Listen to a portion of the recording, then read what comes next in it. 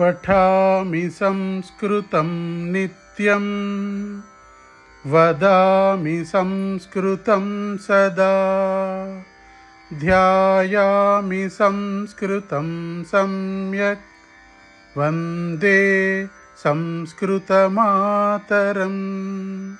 वन्दे संस्कृतमातरं वन्दे संस्कृतमातरम्।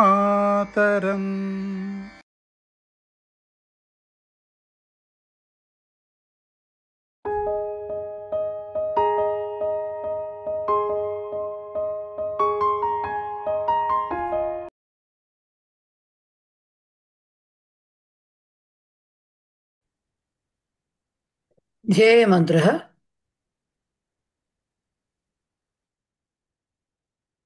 ध्येयमन्त्रः पठामि संस्कृतं नित्यं वदामि संस्कृतं सदा ध्यायामि संस्कृतं सम्यक् वन्दे संस्कृतमातरम्। संस्कृतस्य प्रसाराय नैजं सर्वं ददाम्यहम्। संस्कृतस्य सदा भक्तो वन्दे संस्कृतमातरम्। संस्कृतस्य कृते जीवन् संस्कृतस्य कृते यजन् आत्मानमाहुतं मन्ये वन्दे संस्कृतमातरम्। वन्दे संस्कृतमातरम्। धन्यवादाः महोदय। धन्यवादाः।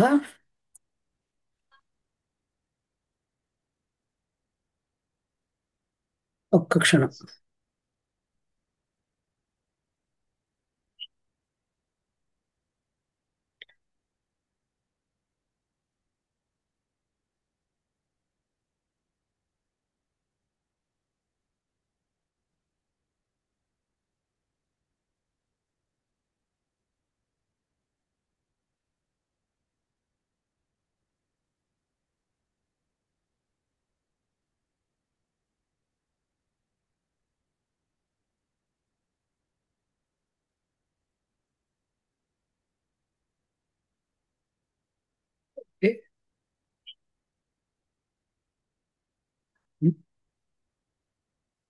పదవ పాఠంలో సుభాషితాలు తీద్దాము. నమస్తే మహోదయ. నమస్తే అండి. ప్రణయో మరణాంతస్యాత్ కోపస్తు క్షణభంగురః ఉపదేశో యథాకాలం విద్వేషో న కదాచన. ప్రణయో మరణాంతః స్యాత్ కోపస్తు క్షణభంగురః ఉపదేశో యథాకాలం విద్వేషో న కదాచన. ఆల్రెడీ అర్థమైపోయి ఉంటుంది ఈ పాటికి అందరికీ. బట్ ప్రణయ ఇక్కడెక్కడ మనకి కోపః తు ఉపదేశ విద్వేష తప్ప అక్కడ పెద్ద స్ప్లిట్స్ ఏం లేవు.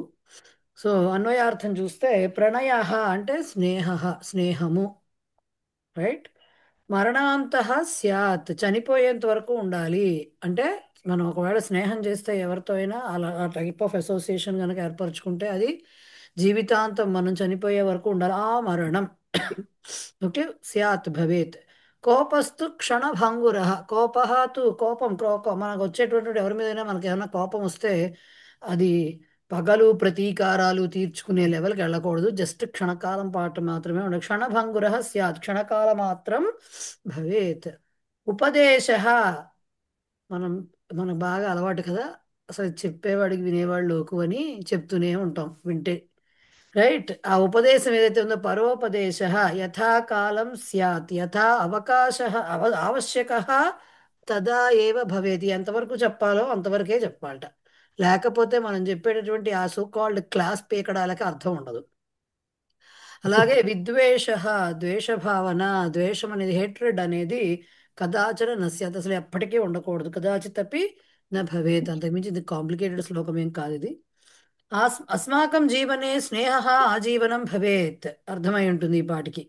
యది వయం స్నేహం కుర్మః తర్హి జనాః అపి అస్మాసు స్నేహం న కుర్మః తర్హి జనాః అపి అస్మాసు స్నేహం న్యూనీకుర్వంతి. మనం గనక ఫ్రెండ్లీగా లేకపోతే జనులు కూడా మన పట్ల ఆ ఫ్రెండ్షిప్ అనే భావాలని, ఆ స్నేహభావాన్ని తగ్గించుకుంటారు, వాళ్ళు కూడా దూరం జరుగుతారు. అతః జీవనే సదా అపి స్నేహ భవేత్ ఏవ. కంపల్సరీగా ఫ్రెండ్షిప్ అనేది, స్నేహం అనేది ఉండి తీరాలి. కింటు కోప క్షణకాల మాత్రం స్యాత్ భవేత్. కోపం మాత్రం ఒక్క క్షణం పాటు మాత్రమే ఉండాలట. కోపః యది దీర్ఘకాలం తిష్టతి తర్హి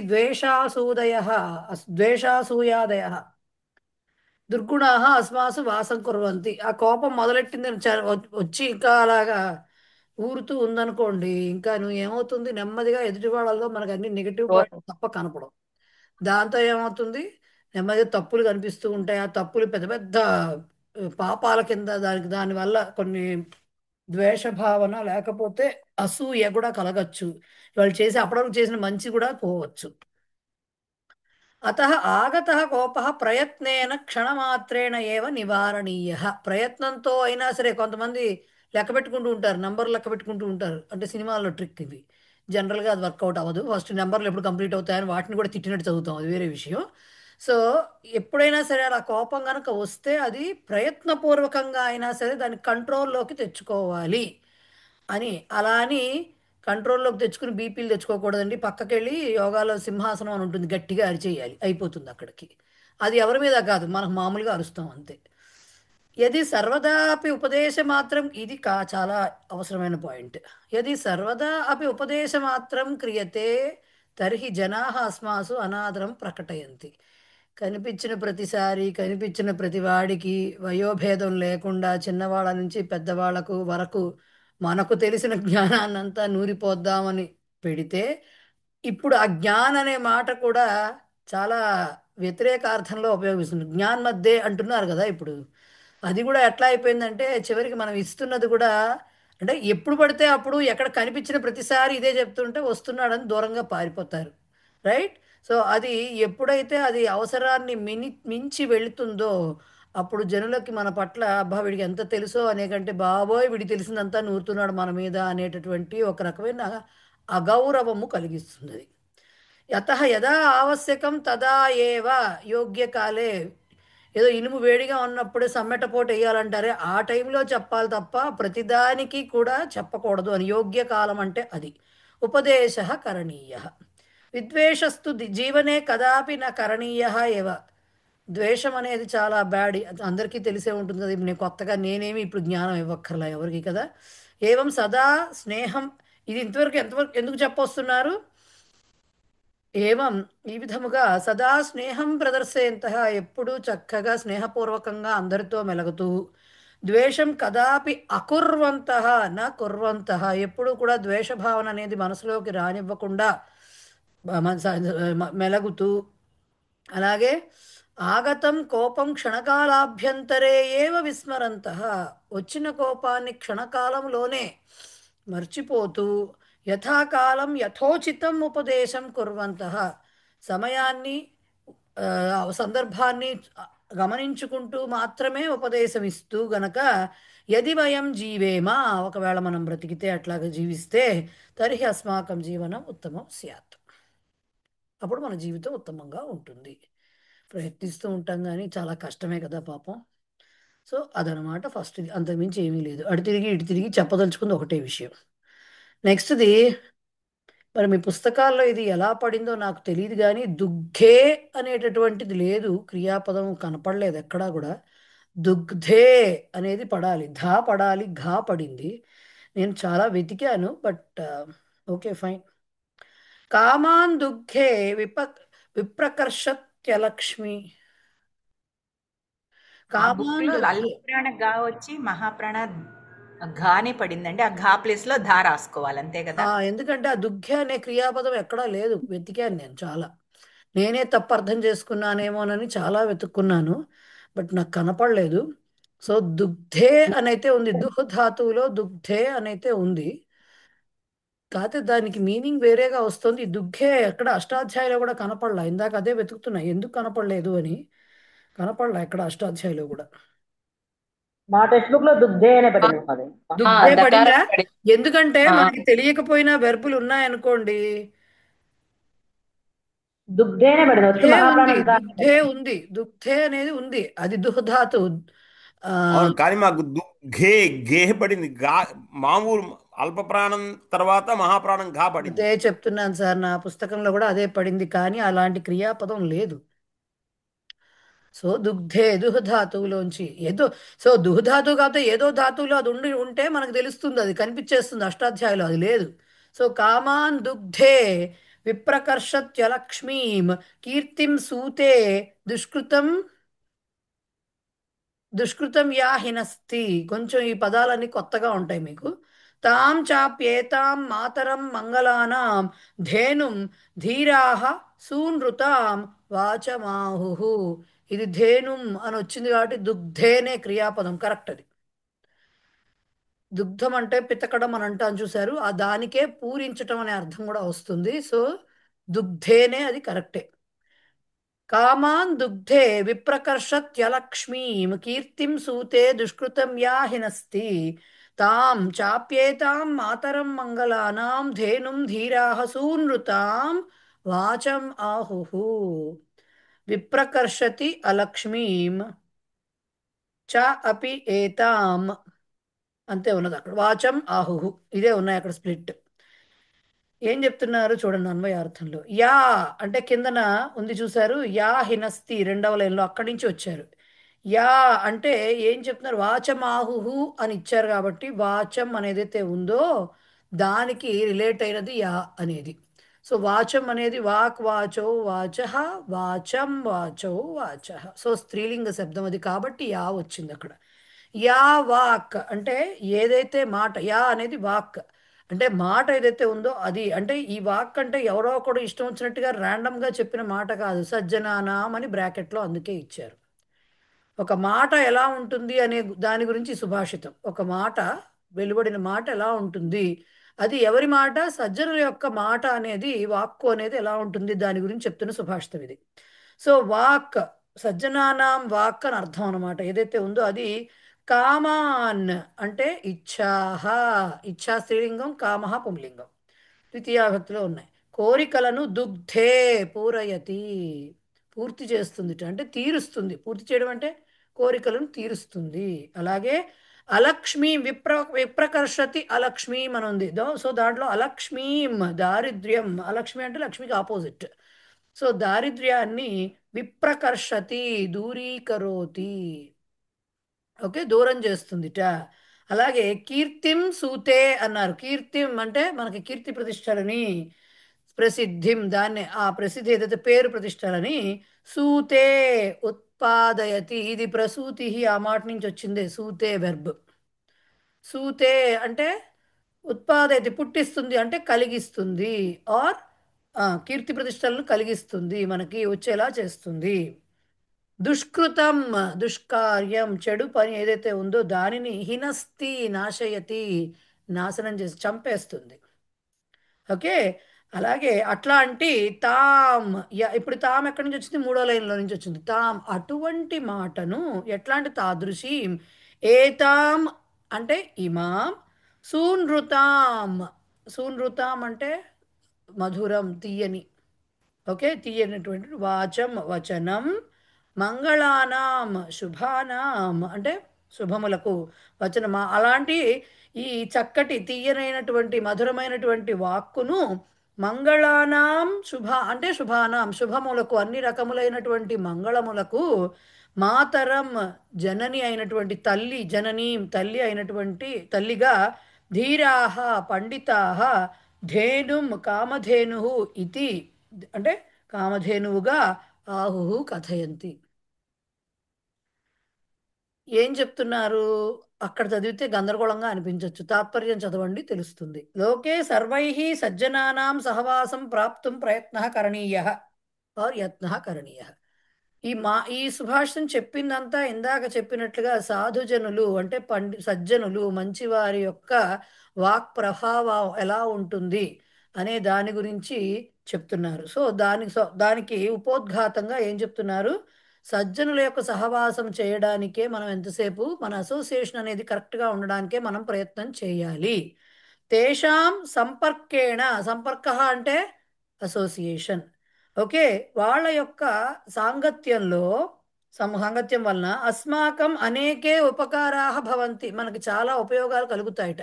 ఏమిటవి, సర్వేషాం మంగళానాం జననీ ఇవ స్థిత, ఇక్కడ వచ్చింది చూసారా, మంగళానాం మాతరం, అన్నారే ధేనుం అన్నట్టుగా. అట్లాగా అన్ని మంగళకరములైనటువంటి కార్యములకు జనని ఇవ తల్లి వలె స్థిత ఏషా సతాం వాణి ఉన్నటువంటి ఈ సజ్జనుల యొక్క సత్పురుషుల యొక్క వాణి మాట వాక్కు కామధేను ఇవ. ఎలా అయితే కామధేనువుని మనం ఏమంటాము, కోరికలను తీరుస్తుంది అంటాం, కోరిన కోరికలన్నింటినీ తీరుస్తుంది అంటాం. సో కామధేనువు వలె అస్మాకం సర్వాహ ఇచ్ఛాహ పూరయతి. ఎలా అయితే కామధేనువు మనం కోరుకున్న కోరికలన్నింటినీ తీరుస్తుందో, ఆ కామధేనువు ఎటువంటిది, మంగళకరమైనది. రైట్. సో మంగళానాం జనని, మంగళకరములైనటువంటి వాటికి మాతృస్థానంలో ఉంది కామధేనువు. ఆ కామధేనువులాగా సత్పురుషుల యొక్క వాక్కు కూడా మనకి జీవితంలో చాలా రకాలైనటువంటి ఉపయోగాలను చేస్తుంది, కలిగిస్తుంది. ఏమిటవి సుమారుగా చెప్పాలంటే, ఫస్ట్ అది కామాన్ దుగ్ధేకి మనకు ఈ సర్వాహ ఇచ్ఛాహ పూరయతి, కోరికలన్నింటినీ తీరుస్తుంది. అనిష్టాత్ అస్మాన్ దూరీకరోతి, చెడు పనుల నుంచి మనని దూరంగా ఉంచుతుంది. అతః ఏవ పండితాః సజ్జనానాం వాచం కామధేనుం వదంతి. ఇంత చేసి ఇది ఎందుకు చెప్పారు ఇప్పుడు, ఈ మాటని కామధేనువుతో పోల్చి చెప్తున్నారట సజ్జనులు. ఎందుకు, అది కామధేనువు కోరికలు ఎలా అయితే తీరుస్తుందో, సజ్జనుల యొక్క మాట కూడా మనకు అలాంటి ప్రభావాన్నే మన మీద కలగజేస్తుంది అని చెప్పడానికి. క్లియర్? అమ్మయ్య, 2 ఏళ్ల పత్రాచార సిలబస్లో సుభాషితాలు అయిపోయినాయి. దీంతో 20వ సుభాషితం అయిపోయింది. రైట్. దీనికి మంగళం పాడాం కదా సుభాషితాలకి, దానికి కూడా పాడదాం రఘువంశానికి, అన్వయ రచనకి. రైట్. ఏం జరుగుతోంది బాబు నాయన, నువ్వేదో పెద్ద నేనేదో పుడింగ్ అనుకుంటున్నావు. నువ్వు కాదు, చాలా గొప్పవాడిని నా అంత అనుకుంటున్నావేమో. నా శరీరాన్ని అప్పచెప్పేశాను, ఇంత సాక్రిఫైస్లు డ్రామా చాలా జరిగింది అని సినిమా లేదు. నేనే చక్కగా మాయని క్రియేట్ చేసి, అసలు నువ్వు నీ ఇంటెన్షన్ ఎంతవరకు కరెక్ట్, నువ్వు ఎంతవరకు కమిటెడ్గా ఉన్నావు టెస్ట్ చేయడానికే చేశానని చెప్పుకొచ్చింది కదా మొత్తం స్టోరీ. అప్పుడు ఆయన ఆశ్చర్యపోయాడు కదా. ఇంకా నందినియే చెప్తోంది. నందిని పునః కథయతి. ఆయన ఏమైంది అక్కడ, పూలవాన కురిసింది, ఎదురుగా చూస్తేనేమో సింహం కనపడలేదు, ఆవు మాత్రమే కనపడింది. ఆవు మాటలు చెప్తోంది. ఇంకా చెప్తోంది, భక్త్యా గురౌ మయ్యనుకంపయా చ ప్రీతాస్మి తే పుత్ర వరం వృణీష్వ న కేవలానాం పయసాం ప్రసూతిం అవేహి మాం కామదుఘాం ప్రసన్నాం. భక్త్యా గురౌ మయి అనుకంపయా చ ప్రీతాస్మి తే పుత్ర ప్రీతా అస్మి తే పుత్ర వరం వృణీష్వ న కేవలానాం పయసాం ప్రసూతిం అవేహి మాం కామదుఘాం ప్రసన్నాం. ఏం చెప్తుంది, భక్త్యా, భక్తి చేత. ఎక్కడ భక్తి, గురౌ భక్త్యా, నీ గురువుగారి పట్ల నీకున్న భక్తి శ్రద్ధలతోటి.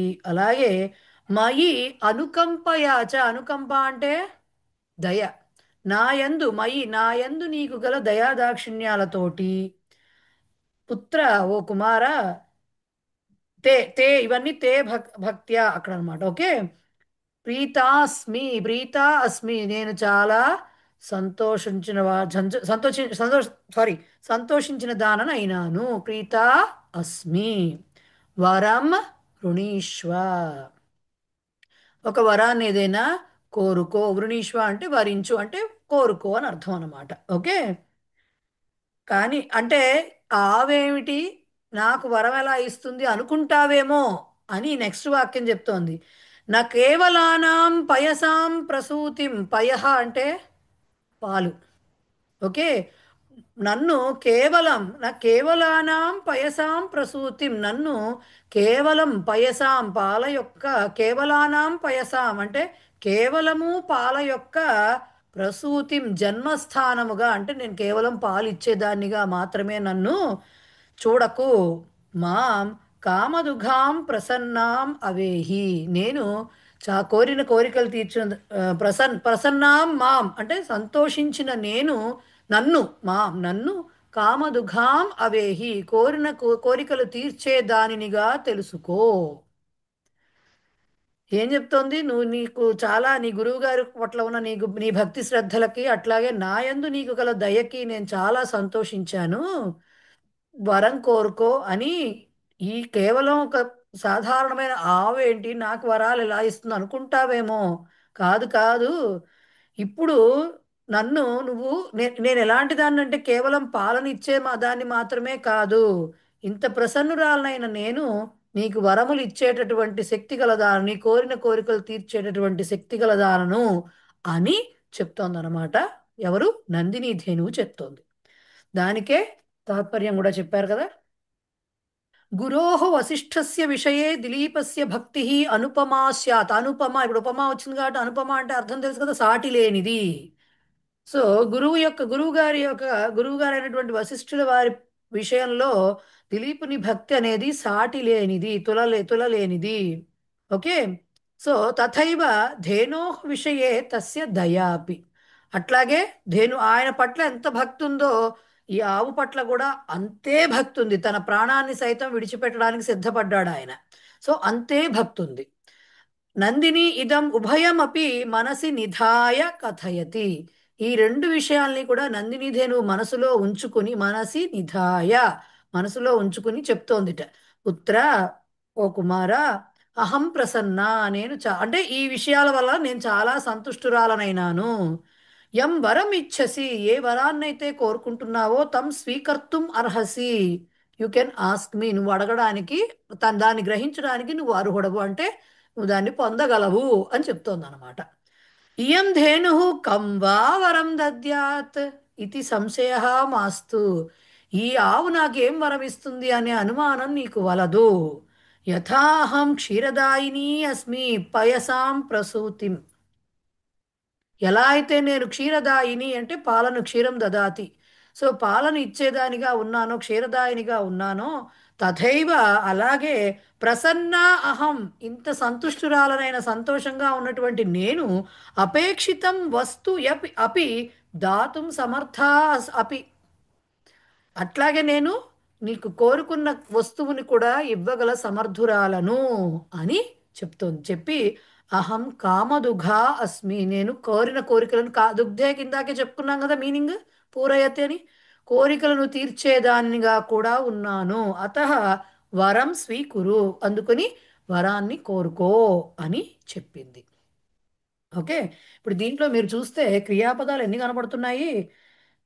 ప్రీత, అస్మి డైరెక్ట్ క్రియాపదాలు ఇవన్నీ. వృణీష్వ రెండవది. ఏ నెక్స్ట్ అవేహి మూడవది. అట్లాగే అవేహి వచ్చిందంటే ముందు దాంట్లో అవేహి వచ్చిన వాక్యానికి మీరు చూస్తే న కేవలానాం పయసాం ప్రసూతిం అన్నారు. అంటే అక్కడ కూడా అవేహి వచ్చింది. నన్ను మాం కేవలానాం పయసాం ప్రసూతిం న అవేహి ప్రసన్నాం మా కామదుఘాం అవేహి అని చెప్పడం. సో ఈ రకంగా ఏమైంది, 4 క్రియాపదాలు వచ్చాయి. అస్మి, వృణీష్వ, న అవేహి, అవేహి, 4 వచ్చాయి క్రియాపదాలు. రైట్. సో వరుసగా రాసుకుంటూ వద్దాం. ఫస్ట్ అస్మి క్రియాపదం అయితే ఉత్తమ పురుష కాబట్టి డైరెక్ట్గా అహం, అక్కడ అహం అనేది ఇవ్వలేదు నాకు తెలిసినంత వరకు, ఇవ్వలేదు కాబట్టి అధ్యాహారం చేసుకోవాలి. కా అస్మి, అహం అస్మి. ఎటువంటి నేను? ప్రీతాస్మి అన్నారు కాబట్టి కీదృషి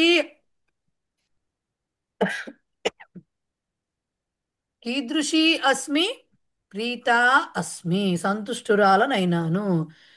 ఎవరి వలన, ఎవరి కారణంగా ప్రీత అస్మి అన్నప్పుడు కస్మై, ఎవరి కొరకు సంతుష్టురాలనైనంటే ఎవరి కారణంగా అని చెప్పి కిమర్థం వచ్చినట్టుగా వస్తుంది సుమారుగా.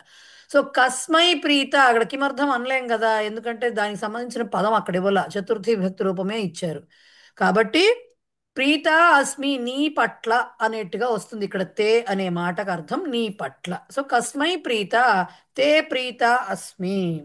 ఎందుకని ప్రీత? కయా ప్రీత అస్మి, భక్త్యా, తృతీయ విభక్తి కాబట్టి.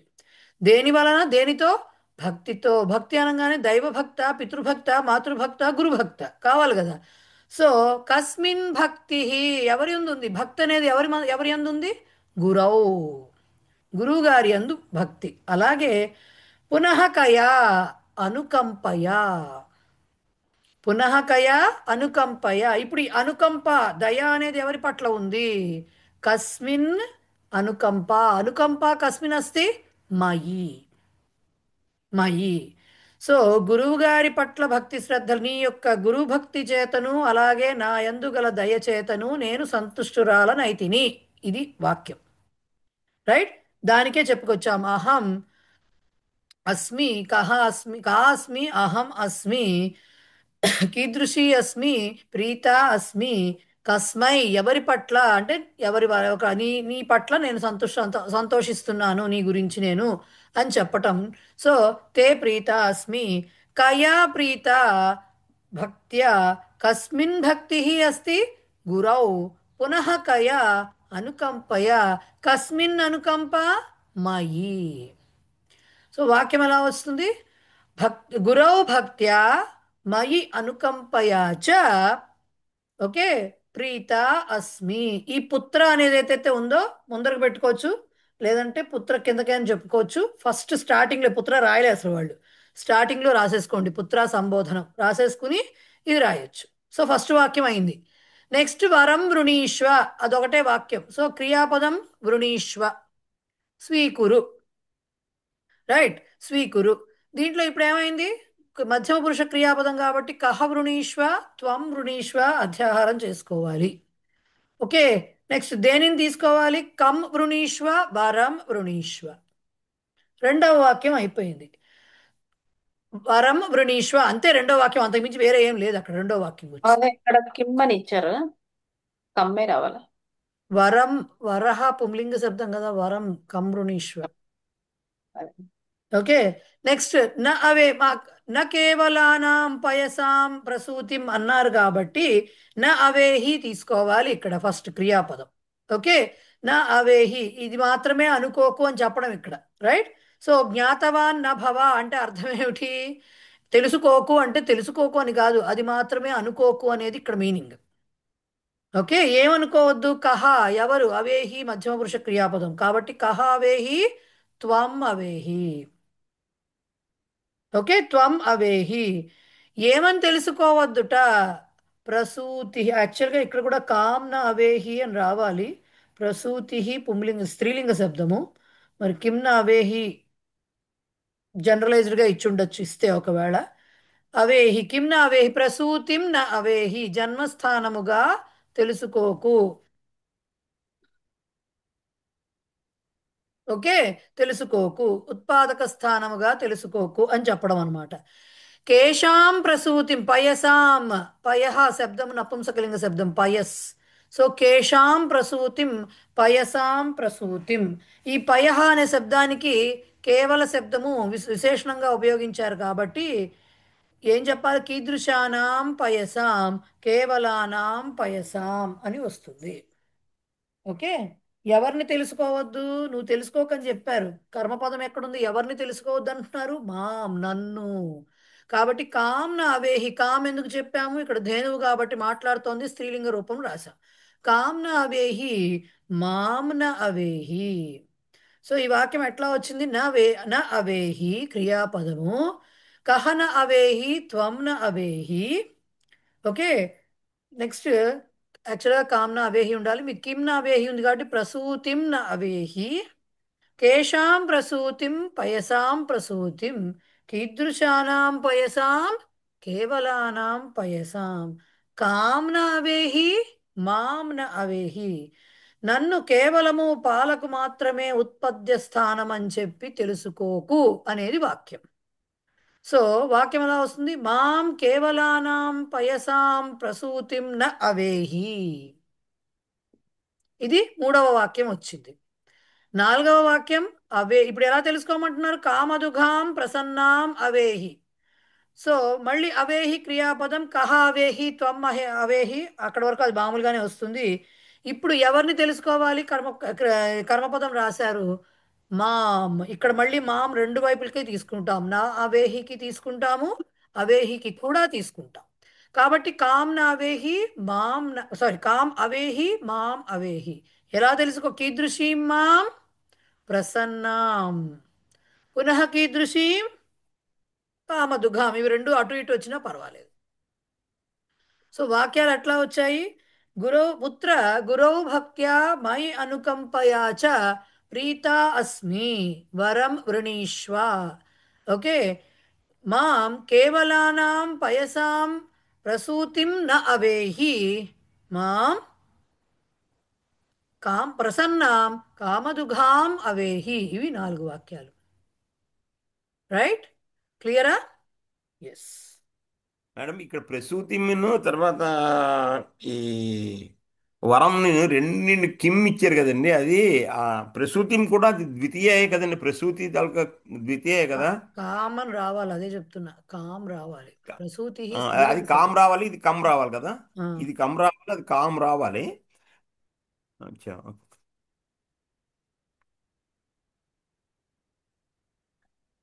ఎందుకంటే పోనీ మనం తప్పు పడుతున్నాం అనుకున్న పద వివరణలో చూడండి, ప్రసూతి శబ్దమేమో 15వది స్త్రీలింగం అనే ఇచ్చారు. పోనీ మనం ఏమన్నా పొరపాటు పడ్డాం అనుకోవడానికేనా? అట్లాగే వర శబ్దం పుంలింగంలోనే ఉంది చూడండి. మరి కామే రావాలి కదా మనకి ఇప్పటివరకు చెప్పిన దీని అవును, ప్రకారంగా. అదే అది. సో ఆ తర్వాత మహోదయ ఏం ఇది జరిగింది? ఒకసారి మీరు వరం అనేది అవ్యయం కింద చెప్పారు సార్. అది ఆ వరం శ్రేష్టం ఆ అండి. వరం వేరు, అది వరహ శ్రేష్టం. స్టూన్ సరే సరే. వరం, దేవుళ్ళు వరం ఇచ్చారంటారు చూడు, అది వరహ పుంలింగం. మీరు ఈ చెప్పేది వరహ కూడా శ్రేష్టం. 2 మీనింగ్స్ ఉన్నాయి. వరహ వరుడు వధువు అని చెప్తారే, ఆ వరహ కూడా వస్తుంది దీంట్లో. 2 అర్థాలు ఉన్నాయి. వరం అనేది తదేవ వరం అంటే శ్రేష్టం. అదే శ్రేష్టం, అదే బెటర్ అని చెప్తామే, అలా వరం వేరు. ఓకే. సో నెక్స్ట్ ఏం జరిగింది?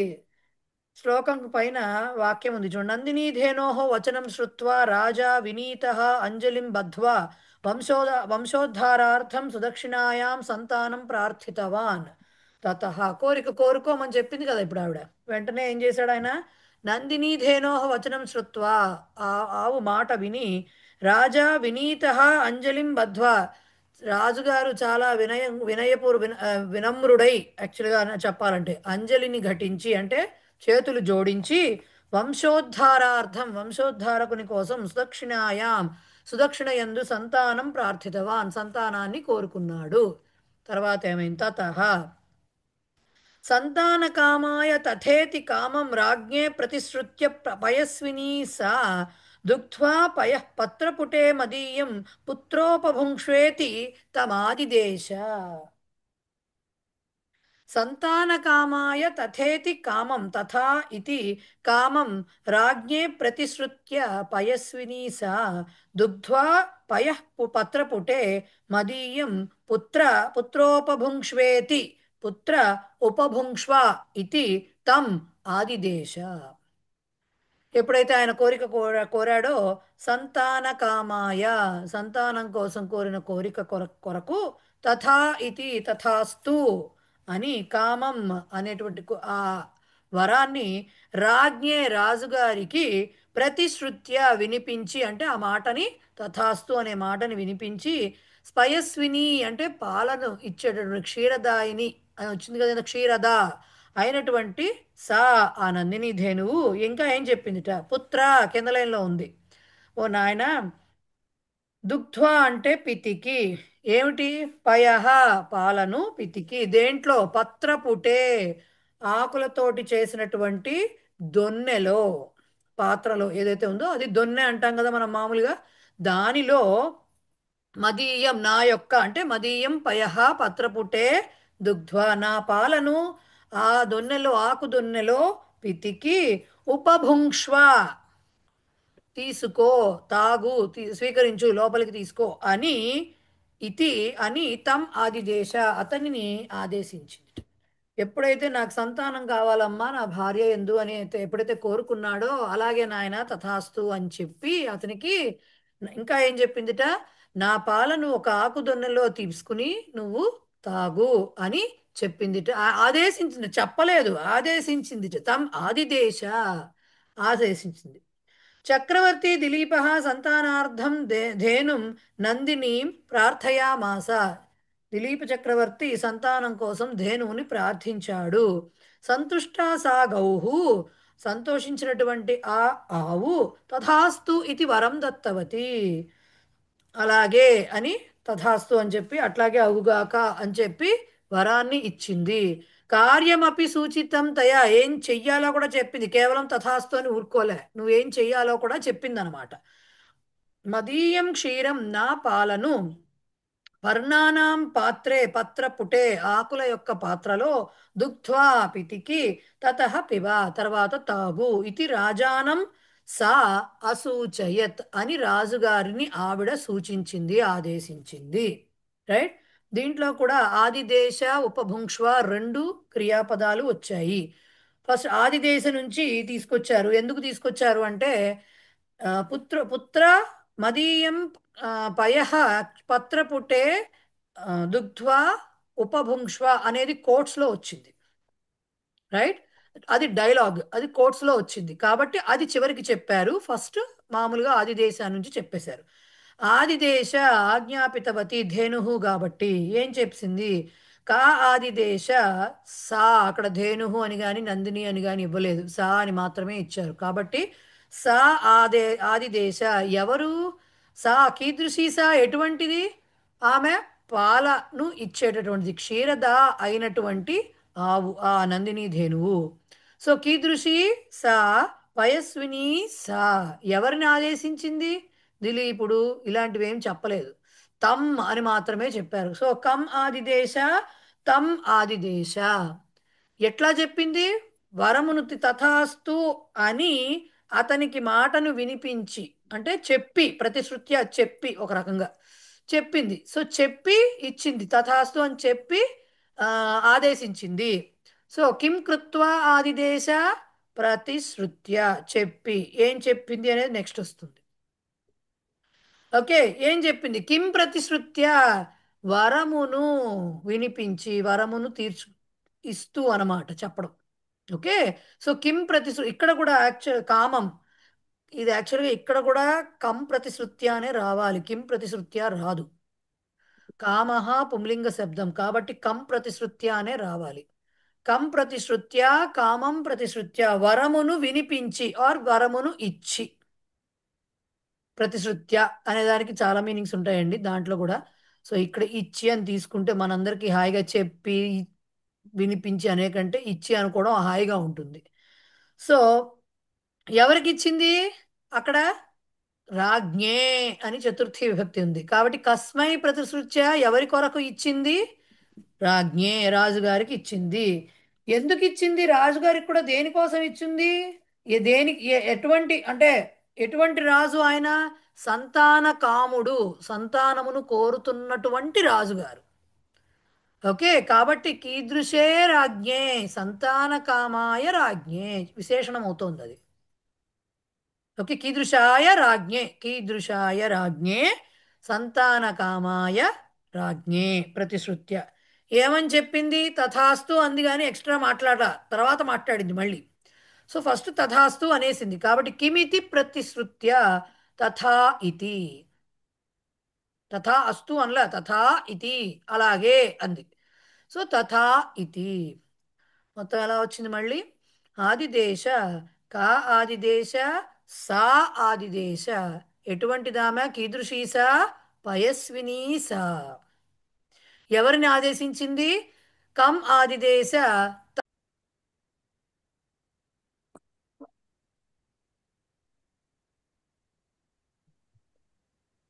సో ఎవరిని ఆదేశించింది, కం ఆదిదేశ, తమ్ ఆదిదేశ. ఓకే, తమ్ ఆదిదేశ, ఏమని ఏం చేసి ఆదేశించింది, కిం కృత్వా ఆదిదేశ ప్రతిశ్రుత్య ఆదిదేశ.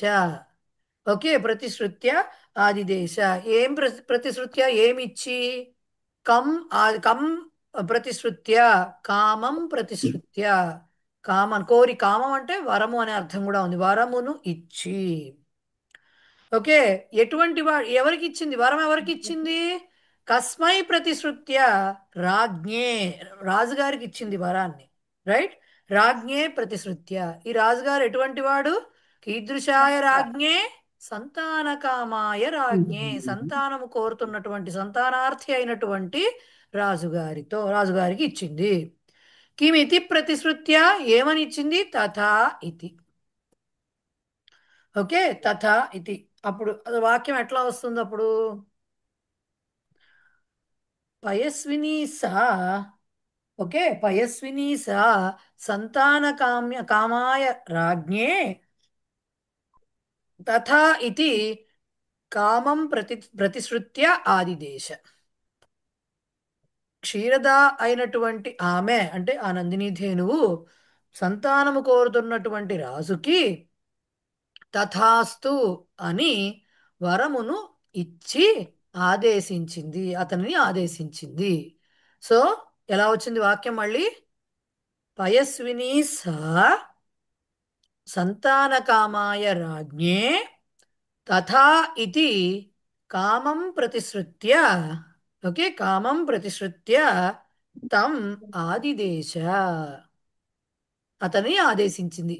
ఏమని ఆదేశించింది? ఆ కోట్స్ది ఇప్పుడు వస్తుంది అనమాట. ఉపభుంక్ష్వ అనేది క్రియాపదం. ఉపభుంక్ష్వ అంటే తీసుకో, స్వీకరించు అని చెప్పడం అనమాట. సో స్వీకురు క్రియాపదం ఆ, అర్థం. దానికి మధ్యమ పురుష కాబట్టి కహ ఉపభుంక్ష్వ, త్వం ఉపభుంక్ష్వ అధ్యాహారం అవుతుంది. దేన్ని? పయః నపుంసకలింగం కాబట్టి ఇక్కడ కరెక్ట్ గానే వచ్చింది. కిం ఉపభుంక్ష్వ, పయః ఉపభుంక్ష్వ.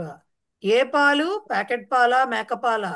కాదు, మదీయం అన్నారు కాబట్టి కీదృశం ఇక్కడ మమ అనేటువంటి మాట రాల, మదీయం అని చెప్పి తద్ధితాంతం వచ్చింది. రైట్, భారతీయం లాగానే మదీయం. సో మదీయం అని వచ్చింది, నాకు సంబంధించినటువంటిది పాలు, నాకు అంటే ఈ పాలకి విశేషణం అవుతోంది ఆ మదీయ శబ్దం కాబట్టి అందుకని దానికి కీదృశం పయః అన్నారు. మదీయం పయః, నావైనటువంటి పాలను. ఓకే, కీదృశం పయః అంటే ఏం చేసి? దుగ్ధ్వా అన్నారు పితికి. సో కిం కృత్వా ఉపభుంక్ష్వ? దుగ్ధ్వా. అక్కడ అడవి, అది అక్కడేమి మనలాగా గిన్నెలు, గాజు గిన్నెలో లేకపోతే ఇత్తడి బిందెలో బకెట్లో ఉండవు కాబట్టి ఏం చెప్పింది, ఏం చేయాలో కూడా చెప్పేసింది. ఎంతైనా ఆడవాళ్ళు కదా, కాస్త అలాంటివన్నీ బుర్రలు బాగా పనిచేస్తాయి. దేంట్లో వనంగానే వెతుక్కుంటాం కదా మనం బేసిక్గా. సో అందుకని కుత్ర ఆర్ కస్మిన్, కుత్ర దుగ్ధ్వా, ఎక్కడ పితికి అంటే పత్ర పుటే, ఆకుల తొన్నెలో, ఆకుల యొక్క పాత్రలో పిండుకొని తాగు అని చెప్పింది. ఫస్ట్లో ఇవ్వాల్సిన పుత్ర లాస్ట్లో ఇచ్చారు, అంతే తేడా. సో పుత్ర ముందు తీసేసుకోవచ్చు మనం. సో ఉపభుంక్ష్వ, స్వీకరించు అని చెప్పి కహ ఉపభుంక్ష్వ, త్వం ఉపభుంక్ష్వ. ఓకే, ఏం ఏం తీసుకోవాలట? కిం ఉపభుంక్ష్వ పయః, ఎటువంటి పాలు? కీదృశం పయః, మదీయం పయః. దేంట్లో తీసుకోవాలి అవి? ఏం చేసి తీసుకోవాలి? పితకాలి, రెడీమేడ్గా అక్కడ ఏం రెడీగా లేవు, ఈయన వెళ్ళి కష్టపడాలి దానికి. సో కిం కృత్వా ఉపభుంక్ష్వ దుగ్ధ్వా. కుత్ర దుగ్ధ్వా, దేనిలోకి తీసుకుని? పత్రపుటే దుగ్ధ్వా. ఓకే, సో ఎలా వచ్చింది వాక్యం? ఆదేశించిన తర్వాత ఆదేశం ఎలా ఉంది? కోట్స్ పెట్టి పుత్ర మదీయం క్షీరం మదీయం పయః పత్రపుటే దుగ్ధ్వా ఉపభుంక్ష్వ. ఓ నాయన, నా పాలను ఆకుదొన్నెల్లో పిండుకొని తాగు అని చెప్పి, స్వీకరించు అని చెప్పిందనమాట నందిని ధేనువు. Clear? Yes, right. Last okay, మరి డౌట్ అదేంటో తెలియదు. అది ఇక్కడ కస్మై ప్రతిశ్రుత్య అని, కస్మై అని చతుర్థి విభక్తిలో అడిగారు కదా, అంటే ఏంటి అది? ప్రతిశ్రుత్య అనేది ఆయన కోసం వరం ఇచ్చటం అనే మీనింగ్లో వాడారు కాబట్టి అక్కడ ఇవ్వడం అనేది అని చతుర్థి వాడారండి. అవును, మామూలుగా మనం వినిపించి అనే వాడామనుకోండి, మామూలుగా వాడక ఆయనకి నేను ఒక పాటని వినిపించాను లేదా వినిపించి అన్నామనుకోండి, అప్పుడు కూడా చతుర్థినే వాడాలా? అంటే అంటే ఇక్కడ మీనింగ్ కంటే కూడా పర్పస్ ఆఫ్ ది యాక్షన్, ఆ మీనింగ్ కూడా తీసుకోవాల్సి వస్తుంది. దదాతి యచ్చతి, ఇవ్వడం అనే అర్థంలో చతుర్థి రావాలనేది జనరల్ రూల్, బేసిక్ రూల్ కాదంటల్లా. కానీ మనకి చతుర్థి విభక్తి నియమాల్లో ఇంకోటి కూడా ఉంది. లేఖక ఏంటి, పత్రికాయ లేఖం లిఖతి అన్నారు. అప్పుడు ఏమవుతుంది, లేఖకుడు లిఖతి అనే దానికి అక్కడ దదాతి యచ్చతి కాదు, అయినా ఈ రాయడం అనేటటువంటి క్రియ ఒక పర్పస్ తోటి జరిగింది. సో దానికోసం అని ఇంకొకరి చెప్పి కూడా కోసం చతుర్థి వాడాం కదా, ఆ విధంగా వస్తుంది ఇక్కడ. అంటే ఇంకొకరికి చేసేటప్పుడు కూడా ఎవరి కోసం చేస్తున్నామో వాళ్ళకి దాన్ని ఇస్తాం. బట్టి దాన్ని సో బట్టి ఇప్పుడు ఇప్పుడు ఇలా కూడా ఇప్పుడు అన్నప్పుడు నేను ఆమెకి పాటను వినిపించాను అన్నప్పుడు అహం, ఆ, ఆమెకి అంటే ఎస్ ఆమెకి సారీ తస్మై తస్యై తస్యై తస్యై తస్యై తస్యై గీతాం శ్రావయామి ఆర్ ఒకటి వస్తుందండి అట్లా. ఇక్కడ, శ్రావయామి వేరు, ప్రతిశ్రుత్య ప్రతిశృణోతి అంటే మీనింగ్ మాక్సిమం మీనింగ్ అన్ని చోట్ల ఇచ్చింది గివ్ అనే వచ్చింది. వినిపించటం అనే దానికంటే శృణోతి మనకు తెలుసు, శృణోతికి శృత్వా వస్తుంది, విని అనే అర్థమే వస్తుంది. ఉపసర్గ చేరినప్పుడు దాని మీనింగ్ మారుతుంది కదా, అలాంటి సందర్భాల్లో ప్రతిశ్రవణం అనే దానికి ఇప్పుడు మీనింగ్ మారి ఇవ్వడం అనేదే మాక్సిమం చోట్ల కనపడింది నేను చూసిన దాంట్లో. ఒక్కటి రెండు ఇప్పుడు చోట్ల మనం ఎక్కడో మీనింగ్ రాసేటప్పుడు ఈ ప్రతిశ్రుతి అనేది గుర్తు రాకపోతే దాని ప్లేస్ లో మనం దత్వా అని ఇవ్వండి, దత్వా అని శ్రావయిత్వం రాయండి, అంతేగాని శ్రావయిత్వం అని రాయకూడదు. రాయకూడదు. ప్రతిశ్రుతి కదా అని చెప్పేసి ఇది లేదు లేదు, శ్రావయిత్వం అని అవ్వకూడదు, రాయకూడదు. దత్వానే రావాలి. ప్రదాయ రాయొచ్చు, లేకపోతే ప్రదాయ రాయొచ్చు. ఎందుకంటే వరమును వినిపించట్లా, వరముని ఇవ్వడమే ఇక్కడ మీనింగ్, అదే కరెక్ట్ మీనింగ్ యాక్చువల్గా చెప్పాలంటే. సో వరం దత్వా అనండి, లేకపోతే ప్రదాయ అనండి, అది ల్యప్ కాబట్టి ప్రధానం అనే మాట కూడా కరెక్టే. ఓకే, ప్రసాదించాడు అంటామా మనం, వరం ప్రసాదించాడు అంటాం, ఆ రకంగా వరం ప్రదాయ అనే మీనింగ్ కూడా కరెక్టే వస్తుంది. Right, last one. దానికి లాస్ట్ శ్లోకానికి ముందర ఒక చిన్న పేరా ఉంది చూడండి. ధేనోహ వచనం శ్రుత్వా దిలీపః, అప్పుడు ఈ మాటలు విన్న దిలీపుడు ఏమన్నాడు, మాతః హోమార్థం తవ క్షీరస్య ఉపయోగః భవతి, యజ్ఞం చేయడానికి హోమం కోసమని నీ యొక్క పాల యొక్క ఉపయోగం అనేది జరుగుతుంది, వాటిని ఉపయోగిస్తాము. వత్సోపి క్షీరం పిబతి, దూడ కూడా పాలను తాగుతుంది. ఇప్పుడు ఈవిడ దినావసానోత్సుక బాలవత్సా కదా, అవును కదా, కాబట్టి వెయిట్ చేస్తుంది అక్కడ. అవన్నీ ఉన్నాయమ్మా, ఇంకా అక్కడతో ఇప్పుడు నేను తీసేసుకుంటే ఎట్లా అని చెప్పడం అనమాట. ఈ పాలు ఔచిత్యం పోకుండా. హోమానికి అవసరము, బిడ్డ ఎదురు చూస్తుంది ఇంటి దగ్గర. తతః అహం శేషం క్షీరం వశిష్ఠస్య అనుమతిం ప్రాప్య పాస్యామి. మనమైతే ఏం చేస్తాం, అబ్బబ్బబ్బబ్బా. దొరికిందే ఛాన్స్, లాగించేయి అనుకుంటాం. ఆయన దిలీపుడు ఊరికినే అవలేదు, చక్రవర్తి మహానుభావుడు గొప్పవాడు, ఊరికినే అవలేదు, ఊరికినే వరాలు రావు అలాగా. రైట్, ఊరికినే ఎవరికి ఏదీ రాదు. సో ఆ రకమైనటువంటి మన ఏమంటారు, అర్హత ఉన్నప్పుడే ఉన్న వాళ్ళకే అలాంటివన్నీ. మళ్ళీ అయితే మనకెందుకు కనిపించట్లేదు, మనకెవరు వరాలు ఇవ్వట్లేదు ఎందుకు, మనకు అంత అర్హతలు లేవు. మనకు తెలుసు, వాళ్ళకు కూడా వీళ్ళకి కనిపించి వరాలు ఇస్తే వీళ్ళు ఏం చేస్తారు, భస్మాసుర హస్తాలని వాళ్ళకి తెలుసు, కాబట్టే కనిపించరు. రైట్, సో ఈయనకి చెప్పినా కూడా వెంటనే పాపం లేకి బుద్ధి ప్రదర్శించకుండా, నీ పాలు హోమానికి అవసరము, అలాగే దూడ ఎదురు చూస్తోంది నీ కోసం, అవన్నీ అయిన తర్వాత శేషం క్షీరం, అది కూడా వెంటనే తీసుకుంటా అంటల్లా. నేను గురువుగారి ఆజ్ఞ ప్రకారం నీ సేవకు వచ్చా కాబట్టి మళ్ళీ నిన్న ఆయనకు అప్పచెప్పి ఆయన అనుమతి తీసుకునే నేను నీకు సంబంధించింది ఏదైనా కూడా నేను స్వీకరిస్తాను అని చెప్పటం అనమాట. అంతటి ఔన్నత్యం ఉన్నవాళ్ళు మన పూర్వీకులు, మనమేమో ఇలా ఉన్నాం. వశిష్ఠస్య అనుమతిం ప్రాప్య పాస్యామి, అవన్నీ చేసిన తర్వాతే నేను తాగుతానమ్మా అని చెప్తున్నాడు అనమాట. ఇది ఉక్తవాన్. ఇంకా ఆవిడ ఇంకా ఉబ్బిపోయింది అనమాట. తత ధేను సుప్రీత అభవత, ఆ మాటకి ఆవిడ ఇంకా చాలా సంతోషించింది. దిలీప ధేన్వాస ఆశ్రమం ప్రత్యాగతవాన్, ఆవుతో కలిసి ఆశ్రమానికి తిరిగి వచ్చాడు. సుదక్షిణాం ఆచార్యం వశిష్ఠం చ వృత్తాంతం నివేదితవాన్. మరి జరిగినంత స్టోరీ చెప్పాలి కదా, భార్య ఎదురు చూస్తోంది, ఆ భార్యకి వశిష్ఠుల వారికి కూడా చెప్పాడు స్టోరీ అంతా. తతః, ఆ తర్వాత ఏం జరిగింది. స నందినీ స్తన్యమనిందితాత్మా సద్వత్సలో వత్సహుతావశేషం పపౌ వసిష్ఠేన కృతాభ్యనుజ్ఞః శుభ్రం యశో మూర్తమివాతి తృష్ణః. అన్ని సమస్త పదాలే, అన్ని సమస్త పదాలే. స నందినీ స్తన్యం అనిందితాత్మ, సహ నందినీ స్తన్యం అనిందితాత్మ, స్తన్యమనిందితాత్మ, సద్వత్సల సద్వత్సలో, వత్సహుతావశేషం ఒకటే మాట, వత్సహుత అవశేషం ఒకటే మాట, పపౌ వసిష్ఠేన కృతాభ్యనుజ్ఞ, ఇది కూడా ఒకటే మాట. శుభ్రం యశః మూర్తం ఇవ అతితృష్ణ.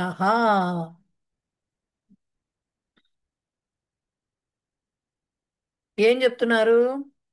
సహా అతడు ఏం చేశాడు అప్పుడు? నందిని స్తన్యం అంటే నందిని ధేనువు యొక్క పాలను అనిందితాత్మ, నేను ఒక్కొక్క పదానికే చెప్తున్నా, నేను వరుసగా దీనికి అన్వయంలో చెప్పట్లా. అనిందితాత్మ అసలు ఎంత మంచి బ్రహ్మాండమైన వర్డ్ చూడండి అది.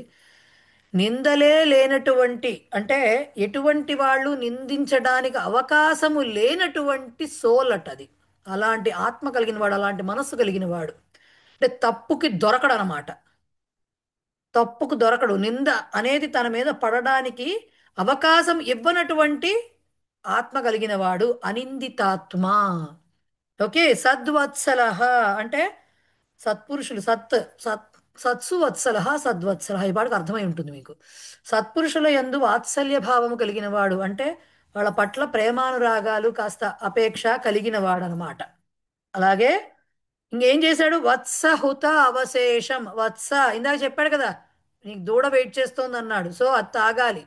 హుత అంటే ఏంటి అర్థము? హోమానికి వాడిన తర్వాత. వత్సహుత ఇవి రెండు అయిన తర్వాత అవశేషం. దూడ పాలు తాగగా అలాగే హోమానికి ఉపయోగపడగా మిగిలినటువంటి పాలను, అవశేషం క్షీరం అనమాట, పాలను పపౌ తాగాడు.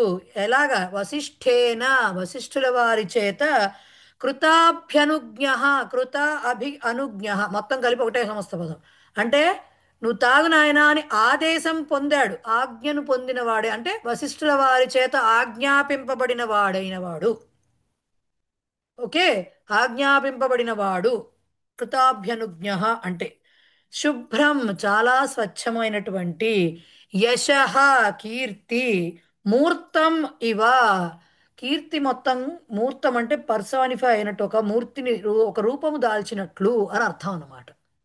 ఓకే. అతి తృష్ణ సంతానం పొందాలని పాపం చాలా ఆశతో అంత కష్టపడ్డాడు కదండి మరి. అతి తృష్ణ మిక్కిలి ఆశతో ఉన్నవాడు. ఆశ పాలన తాగడానికి కాదండి, సంతాన ప్రాప్తి కోసం, దానికోసం చేయవలసిన పనిని చేయాలి అనేటటువంటి ఆశతో ఉన్నవాడు. సో ఏం చెప్తున్నారు? అన్యేద్యుహు, సరే వీళ్ళందరూ వచ్చేసారు కదా మరి. అన్యేద్యుహు వశిష్ఠాశ్రమే అగ్నిహోత్ర విధి సమాప్త. వీళ్ళందరూ ఆశ్రమానికి తిరిగి వచ్చేసారండి. తిరిగి వచ్చిన తర్వాత ద నెక్స్ట్ డే అన్యేద్యుహు, మర్నాడు వశిష్ఠాశ్రమంలో పొద్దున్నే ఇవి ఉంటాయి కదా, అనుష్ఠానాలు అవన్నీ ఉంటాయి కదా, హోమాధికాలు నిర్వహిస్తారు కదా. సో అగ్నిహోత్ర విధంతా కూడా సమాప్తమైందిట. సో దానికి కావలసినటువంటి పాలు ఉపయోగం అయిపోయినాయి, ఆ ఉపయోగం అయిపోయింది. నెక్స్ట్ వత్సోపి క్షీరం పీతవాన్. వత్స హుతావశేషంకి మొత్తం మీనింగ్ ఆ రెండు లైన్లు. ఓకే. సో దూడ కూడా పాలు తాగడం అయిపోయింది. తతః దిలీప అవశిష్టం క్షీరం, ఆ తర్వాత దిలీపుడు మిగిలినటువంటి పాలను వశిష్ఠస్య అనుమతిం సంప్రాప్య కృతాభ్యనుజ్ఞ. ఓకే. అపిబత్ తాగాడు, వశిష్ఠుల వారి ఆజ్ఞను పొంది తాగాడు. క్షీరం అతీవ స్వచ్ఛం శ్వేతంచ ఆసీత్, చాలా తెల్లగా చక్కగా శుభ్రంగా స్వచ్ఛంగా ఉన్నాయట పాలు. అవి ఎలా అనిపించిందిట? కీర్తి ఏవ శరీరం ధృత్వా సమాగత ఇవ భాసతే స్మ. ఆ స్వచ్ఛమైనటువంటి పాలను చూస్తే ఎట్లా అనిపించిందిట? కీర్తి ప్రతిష్టలు, కీర్తి అంటే అమ్మాయి కాదండోయ్, కీర్తి అనేటటువంటిది యశస్సు అనేది అన్నటువంటిది కనుక ఒక మానవ రూపం దాలిస్తే ఎట్లా ఉంటుంది, ఒక శరీరాకృతి వస్తే దానికి ఎలా ఉంటుందో అట్లా అనిపించినాయట ఆ పాలు. అలా కనిపించినాయట భాసతే స్మ. తాదృశం అపూర్వం, అవి మామూలు పాలు కాదు, చాలా పవిత్రమైనటువంటి దివ్యమైనటువంటి నందిని ధేను యొక్క పాలు. కాబట్టి తాదృశం అపూర్వం క్షీరం అతీవ ఆశాపూర్వకం దిలీప పీతవాన్. అటువంటి అపూర్వమైనటువంటి అద్భుతమైనటువంటి పాలను చాలా ఆశతోటి, అంటే నాకు ఈ పాలు తాగి నా సంతాన భాగ్యం కలుగుతుంది అనేటటువంటి ఆశతో ఉన్నటువంటి దిలీపుడు తాగాడు. క్లియర్? ఎస్. సో ఇప్పుడు ఇక్కడ ఉన్నది పపౌ ఒకటే, పీతవాన్ అదొకటే క్రియాపదం. సో మొదట పెడితే అక్కడి నుంచి ఎవరు తాగారు, కహ పీతవాన్, దిలీపహ అనేది లేదు అక్కడ. సో సహ మొత్తం దాంట్లో సహ అని ఇక్కడ యాక్చువల్గా అనిందితాత్మ అని ఎక్స్ప్లెయిన్ చేయలేదు వీళ్ళు. సద్వత్సరహ అనే దాన్ని కూడా తాత్పర్యంలో ఇవ్వలేదు. మీకు రాయగలిగితే పైన ఉంది కాబట్టి రాయొచ్చు. అనిందితాత్మ అనే దానికి సజ్జనుల పట్ల మమత గలవాడైన అవన్నీ ఉన్నాయి కదా, అవి రాయలేదు తాత్పర్యంలో, మీరు రాసుకుంటే రాసుకోవచ్చు. బట్ ఇక్కడ ఇస్తారు. సో సహ పపౌ, ఇప్పుడు ఈ కీదృశ సహాకి మొత్తం వస్తాయి. అనిందితాత్మ, సద్వత్సల, కృతాభ్యనుజ్ఞ, మూడు వస్తాయి. కృతాభ్యనుజ్ఞ అంటే ఆజ్ఞను పొందినవాడై కాబట్టి, ఆజ్ఞ మళ్ళీ రిలేటెడ్ టు వశిష్ఠుల వారు కాబట్టి అది లాస్ట్కి రాసుకుని మిగతా రెండు ఫస్ట్ రాసుకోండి. సో కహ పపౌ సహ పపౌ కీదృశ సహ అనిందితాత్మా సహ, అలాగే పునః కీదృశ సద్వత్సల, పునః కీదృశ కృతాభ్యనుజ్ఞ. ఇప్పుడు కృతాభ్యనుజ్ఞ అంటే ఎవరి చేత ఆజ్ఞాపించబడిన వాడు, కీదృశేన సారీ కేన కృతాభ్యనుజ్ఞ, వశిష్ఠేన కృతాభ్యనుజ్ఞ, వశిష్ఠుల వారి చేత ఆజ్ఞాపింపబడినవాడు. ఇంకా అక్కడతో అవలేదు, అక్కడ అతితృష్ణ అని కూడా ఉంది. ఇవన్నీ అయిన తర్వాత మిక్కిలి ఆశతో తాగాడు పాలు, కాబట్టి అతితృష్ణ కూడా ఆయనకు వస్తుందన్నమాట. దీని తర్వాత పునః కీదృశ సన్ అంటే చాలా ఆశతో కూడిన వాడై అని చెప్పడానికి కాబట్టి సన్ రాశారు, రాయకపోయినా నష్టమేం లేదు. పునః కీదృశ అతితృష్ణ. ఇక్కడికి కర్తృపదానికి సంబంధించిన విశేషణాలన్నీ అయిపోయినాయి. ఇప్పుడు కర్మపదం రావాలి. ఏం తాగాడు? కిం పపౌ, అక్కడ ఏముంది? అక్కడ నందిని స్తన్యం అని ఉంది తప్ప పాలు, క్షీరం అని కానీ దుగ్ధం అని కానీ ఈ మాటలు లేవు, పయహ కానీ లేవు. నందిని స్తన్యం అని ఉంది కాబట్టి అదే రాయాలి. కిం పపౌ నందిని స్తన్యం. ఈ నందిని స్తన్యం ఎలా ఉందిట? అది ఎలా ఉంది? స్వచ్ఛమైనటువంటి కీర్తి మూర్తీభవించినట్లుగా ఉంది. ఓకే, సో పునః కీదృశం నందిని స్తన్యం ఎట్లా ఉంది? అది నందిని స్తన్యం ఎలా ఉంది? వత్సహుతావశేషం. అసలు ఫస్ట్ ఎలాంటిది అది? దూడ తాగగా అలాగే హోమానికి ఉపయోగపడగా మిగిలినది కాబట్టి వత్సహుతావశేషం ఫస్ట్ విశేషణం. రైట్, ఫస్ట్ విశేషణం. తర్వాత ఏం చెప్పారు? శుభ్రం అనే మాట ఒకటి వచ్చింది. యశః ఇవ మూర్తం రెండవ మాట వచ్చింది. కాబట్టి దాని రెండింటినీ కూడా విశేషణాల కింద చెప్తే పునః కీదృశం నందిని స్తన్యం, శుభ్రం స్వచ్ఛమైనటువంటిది. ఎలా ఉంది? ఇంకా దేనిలాగా ఉందో చెప్పడానికి ఇవ రాయాలి కాబట్టి యశః కూడా నపుంసకలింగ శబ్దం కాబట్టి కిమ్ ఇవ అనేది రాసుకోవాలి. యశః ఇవ, యశః ఇవ. కీదృశం యశః ఎటువంటిది? మూర్తం. మూర్త అనేది కూడా తాప్రత్యమేనండి. మూర్తీభవించిన యశస్సు వలె ఉన్న, యశస్సు వలె మూర్తీభవించిన యశస్సు వలె శుభ్రమైనది. ఇలా తెలుగులో చెప్పుకుంటే ఇలా కరెక్ట్గా అర్థమవుతుంది. మూర్తీభవించిన యశస్సు వలె అంటే కీర్తి వలె శుభ్రమైనటువంటి, అలాగే వత్సహుతావశేషమైనటువంటి నందిని స్తన్యమును తాగాడు. ఇది తెలుగు మీనింగ్. రైట్, దాన్నే సంస్కృతంలో చెప్పుకుంటే మూర్తం యశః ఇవ శుభ్రం వత్సహుతావశేషం నందిని స్తన్యం. ఓకే, పపౌ అని వస్తుంది. మొత్తం వాక్యం ఎలా వస్తుంది అప్పుడు? సహా అనిందిత, మొత్తం రాసుకురావాలి. అనిందితాత్మ సద్వత్సల వశిష్ఠేన కృతాభ్యనుజ్ఞ సహ. ఓకే, అనిందితాత్మ సద్వత్సల వశిష్ఠేన కృతాభ్యనుజ్ఞ సహ అతితృష్ణ సన్ బ్రాకెట్లో పెట్టుకుంటే అంటే అత్యంత ఆశతో, మిక్కిలి ఆశతో అని చెప్పడం అనమాట. అతితృష్ణ యశః ఇవ మూర్తం శుభ్రం వత్సహుతావశేషం నందిని స్తన్యం పపౌ. అర్థమైందా? అనిందితాత్మ సద్వత్సల వశిష్ఠేన కృతాభ్యనుజ్ఞ సహ అతీవ తృష్ణ బ్రాకెట్లో సన్ అవుతూ యశః ఇవ మూర్తం శుభ్రం మూర్తీభవించిన కీర్తి వలె ఉన్న, శుభ్రముగా ఉన్నటువంటి, స్వచ్ఛమైనటువంటి, అట్లాగే వత్సహుతావశేషం నందిని స్తన్యం పపౌ. క్లియర్? ఎస్. ఇక్కడితో రఘువంశం దీనికి సంబంధించి కోర్స్ ఏమంటారు దీన్ని, చివరికి మంగళాచరణం ఉంది, ఇంకా చూసుకోండి. అన్యేద్యు ఆచార్య వశిష్ఠ అన్యేత్యుః ఆచార్యः వశిష్ఠः వ్రత సమాప్తిం కృతవంతం రాజానం. సరే, ఈయన తాగేశాడు. సో ఆయన ఆదేశించినట్టుగా 21 దినాల దీక్ష పూర్తయిపోయింది, వ్రతం పూర్తయింది. ఆ చేసినటువంటి రాజును తస్య పత్నీం సుదక్షిణాం చాపి, ఆయన భార్య అయినటువంటి సుదక్షిణను కూడా స్వస్తి కథన పూర్వకం రాజధానీం ప్రతి ప్రేషితవాన్, ఆశీర్వాదపూర్వకంగా రాజధానికి తిరిగి పంపించాడు. పత్నీ సహితో దిలీపః ధేనుం ఆచార్యం అరుంధతీం చ ప్రదక్షిణీకృత్య నగరం ప్రతి ప్రస్థితః. ఈయన ఏం చేశాడు? భార్యతో కూడినటువంటి సపత్నీకః దిలీపః, భార్యతో కూడిన దిలీపుడు ఆవుకు అలాగే వశిష్ఠుల వారికి ఆయన భార్య అయినటువంటి అరుంధతీదేవికి కూడా ప్రదక్షిణలు చేసి నగరం కోసం తిరిగి బయలుదేరాడు. ప్రయాణమయ్యాడు. పత్నీ సహిత ప్రాప్తవరః రాజా రాజధానీం ప్రాప్తవాన్. ప్రాప్తః వరః ఏన సహ. సో పత్ని సహితుడైనటువంటి వరము పొందినటువంటి రాజుగారు రాజధానిని చేరుకున్నాడు. సర్వే జనా సంతుష్టాః అభవన్, అందరూ చాలా సంతోషించారు.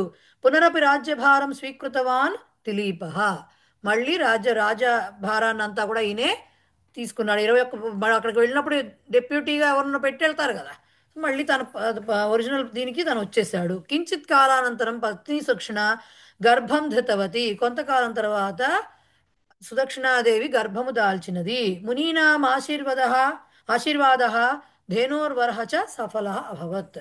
ఈ మునులందరూ చక్కగా ఆశీర్వదించారు. నందిని ధేనువు కూడా వరం ఇచ్చింది కాబట్టి ఆ వరం కాస్త సఫలీకృతమయ్యి ఆయనకి పుత్రజననము కలిగినది. ఓకే, అది సంగతి. ఇక్కడికి మనకి రఘువంశము అంటే రఘువంశం అయిపోలా, మనకిచ్చిన శ్లోకాలు అయిపోయినాయి. క్లియర్?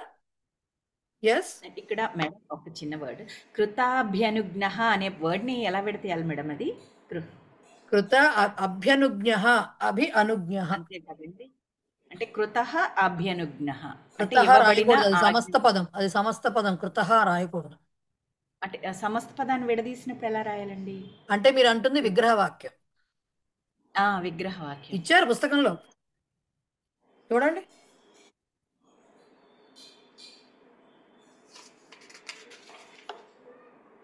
నేను ఇంకా మొదలెడతా చెప్పడం. చెప్తా, మొదలెడతా చెప్పండి. సో ఒకసారి లెసన్ ఎండింగ్ ఎక్సర్సైజ్ తీయండి. అది చేయలేదు మనం. 218వ పేజీ లెసన్ ఎండింగ్ ఎక్సర్సైజ్. విగ్రహవాక్యాన్ని అవలంబ్య సమస్తం పదం లిఖత. విదర్భదేశస్య రాజా, విదర్భదేశ రాజः ధనినః కార్యాలయः,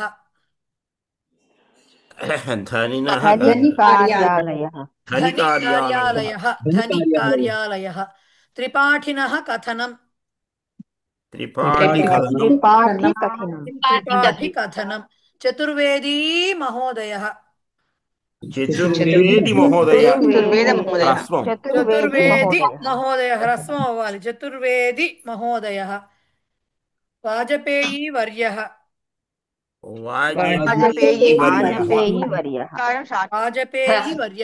హ్రస్వం వస్తుంది. రైట్. నెక్స్ట్ దీంట్లో వ్యవధాయక వర్ణాలు ఏమున్నాయో చెప్పాలట. నత్వాభావస్య కారణభూతాన్ వ్యవధాయక వర్ణాన్ నిర్దిశత. వార్తికేనాలో ఏముంది? తకారం ఉంది, ఆ కాదు. వ్యవధాయక వర్ణం అంటే ఏంటి? నత్వం నా ప్లేస్ లో నా రాకుండా ఆపేసే వర్ణము ఏముంది అక్కడ? తకారం ఉంది. విషాదేన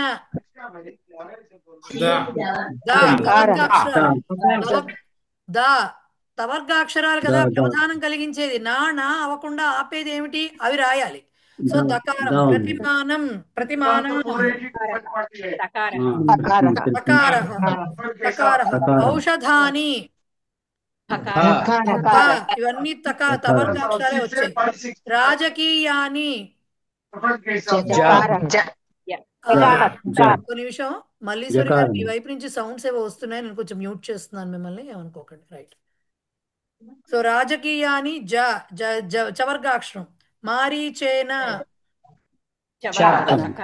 చవర్గాక్షరం. భేషజాని, సో అది కూడా అయింది అక్కడికి. ఇవన్నీ మీకు కింద క్వశ్చన్స్ అన్ని సుభాషితాలు థియరీ సంబంధించినవి మనం దానికి చెప్పుకోం. రైట్, అయింది మేడం. క్లియర్ అయిపోయిందా? ఇక్కడికి మీకు సిలబస్ అయిపోయింది. ఇంకొక 2 సూక్తులు చెప్పేసుకున్నాం. ఆ సూక్తులు మనం 11, 12 పాఠాల్లో చెప్పలా. 11వ పాఠంలో సూక్తి చూడండి. నహి జ్ఞానేన సదృశం పవిత్రమిహ విద్యతే. వాళ్ళే ఇచ్చారు చక్కగా. జ్ఞాన సదృశ పవిత్ర విషయ లోకే అన్య నాస్తి. ఈ పాటికి అర్థమై ఉంటుంది. ఇక్కడ సంస్కృతంలో ఇచ్చారని మీరు సంస్కృతంలో రాయక్కర్లా. సూక్తిస్తే మీరు తెలుగులోనే రాయాలి. సో జ్ఞానముతో సమానమైనటువంటి పవిత్రమైన విషయము లోకంలో వేరొకటి లేదు అనేది దానికి మీనింగ్. రైట్. అలాగే 12వ పాఠంలో ఇచ్చినటువంటి సూక్తి ఎక్కడుంది? 12, 235వ పేజ్.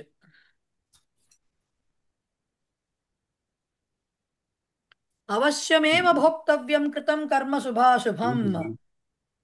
అవశ్యమేవ భోక్తవ్యం కృతం కర్మ శుభాశుభం. వాళ్ళు ఏమిచ్చారు? అస్మాకం సుకృతస్య దుష్కృతస్య చ శుభాశుభం కర్మ. శుభమైన అశుభమైన, మంచి పనైనా చెడుదైనా అయినటువంటి పని, దుష్కృతస్య చ ఫలం, ఫలితం ఏదైతే ఉంటుందో అస్మాభి అనుభోక్తవ్యం ఏవా, ఖచ్చితంగా మన చేత అనుభవించబడాల్సిందే అనేది దానికి అర్థం. Right, okay, fine. ఇప్పుడు ఏమన్నా అడగాలంటే అడగండి. నేను సమస్త పదాలు మొదలు పెడుతున్నాను. ఎక్కడి నుంచి? అన్వయ రచనలో ఉన్నటువంటి ఫస్ట్ లెసన్ నుంచి ఉన్న సమస్త పదాలు బిగించేయబోతున్నా. ఈ లోపల ఏమన్నా అడగాలనుకుంటే అడగవచ్చు. మేడం గారు, చెప్పండి. ఇప్పుడు వీర పురుష యస్మిన్ సహ గ్రామ అన్నప్పుడు వీర పురుష అంటున్నాము. వీరాహ పురుషాహ అక్కడ కూడా యస్మిన్ సహ అన్నప్పుడు అక్కడ కూడా వీర పురుష అంటున్నాము. తెలుగులో అర్థానికి వచ్చేసరికి వీర పురుషుడు ఉన్న గ్రామము, వీర పురుషులు ఉన్న గ్రామము అని చెప్పుకునేటప్పుడు ఏదన్నా తెలుగులో తేడా చెప్పుకోగలుగుతున్నాం, కానీ ఇక్కడ చెప్పుకోగలుగుతున్నామా లేదా? చెప్పుకోగలిగితే ఎలా చెప్పుకుంటాము? బేసిక్గా వీర పురుష మీకు చెప్పింది వీపుకాసాలో వచ్చి ఉంటుంది. అది కేవలం పురుషుడికి సంబంధించిందే, అది గ్రామానికి సంబంధించింది కాదు. అక్కడ వీరహ పురుష మాత్రమే చెప్తాం విగ్రహవాక్యము. అప్పుడు వీరుడైన పురుషుడు అంటే పురుషుడిని ఎక్స్ప్లెయిన్ చేస్తున్నాం, డిస్క్రైబ్ చేస్తున్నాము. సో అది వీపుకాసం అవుతుంది. ఎప్పుడైతే గ్రామాన్ని అంటే గ్రామాన్ని వర్ణించాలి, ఎట్లా అభివర్ణించటము? వీర పురుషులు ఉన్న గ్రామము అని చెప్పినప్పుడే మొత్తం ఒక్క వీర పురుషుడు ఉంటే చెప్పరు. సహజంగా ఒక గ్రామాన్ని, ఇప్పుడు కేరళలో అక్షరాస్యత మొత్తం సాధించారు అంటారండి. సంపూర్ణ అక్షరాస్యత అంటే సంపూర్ణం అంటే 100% అని కాదు, 99%. మిగతా వాడు అన్నిటికంటే ఆల్మోస్ట్ 99% ఆల్మోస్ట్ ఈక్వల్ టు అలా మొత్తం వచ్చిందంటే. అయినా కూడా ఎక్కడో చదువు రాని వాళ్ళు ఉంటారు. బట్ మ్యాక్సిమంగా ఎక్కడైతే ఉంటుందో దాన్ని తీసుకోవాలంటే బహువచనంలో తీసుకోవాలి. గ్రామాన్ని చెప్పేటప్పుడు ఒక లార్జర్ ఎంటిటీని మనం డిస్క్రైబ్ చేసేటప్పుడు దాంట్లో ఒక ఒక ఒక క్వాలిటీ పరంగా డిస్క్రైబ్ చేస్తున్నప్పుడు దాంట్లో ఆ క్వాలిటీస్ ఉన్న వ్యక్తులో, వస్తువులో ఏదో ఎక్కువ ఉండాలి. సో దాన్ని గ్రామాన్ని చెప్పేటప్పుడు ఒక వీర పురుషుడు ఉన్న గ్రామము అన్నట్టుగా చెప్పరు ఎప్పుడు కూడా. వీర పురుషులకు స్థానమైనటువంటి ఆ గ్రామము అని చెప్తారు. సో అక్కడ విగ్రహవాక్యం ఎప్పుడూ కూడా వీరాహ పురుషాహ యస్మిన్ సహ అని చెప్పే వాక్యం ఏదైతే ఉందో అది వీర పురుషుడికి వర్తించదు, గ్రామహాకి వర్తిస్తుంది. మీరు ఫస్ట్ చెప్పింది యాక్చువల్గా వీరహ పురుష యస్మిన్ సహ గ్రామ అని చెప్పరు. జనరల్గా చెప్పరు. అది చెప్పేది కేవలం వీరపురుష 2 రకాలుగా వాడచ్చు. వీరపురుష అనేది ఒక వ్యక్తికి, వీరపురుష సహా వ్యాఘ్రం మారితవా అని అన్నాం అనుకోండి, అక్కడ సహా అతడికి మాత్రమే వర్తిస్తుంది. వీరపురుష వీరుడైనటువంటి పురుషుడైనటువంటి అతడు అని చెప్పడం. సో అక్కడ వీరపురుష సింగులర్లో వస్తుంది, ఏకవచనంలో రావచ్చు వీరహ పురుష. అది అక్కడ ఎవరికి వర్తిస్తుంది? ఆ తాలూకు వ్యక్తికి మాత్రమే వర్తిస్తుంది. కానీ వీరపురుష గ్రామ ఫలానా అంటే భారతదేశే అస్తి అన్నారు అనుకోండి సపోజ్.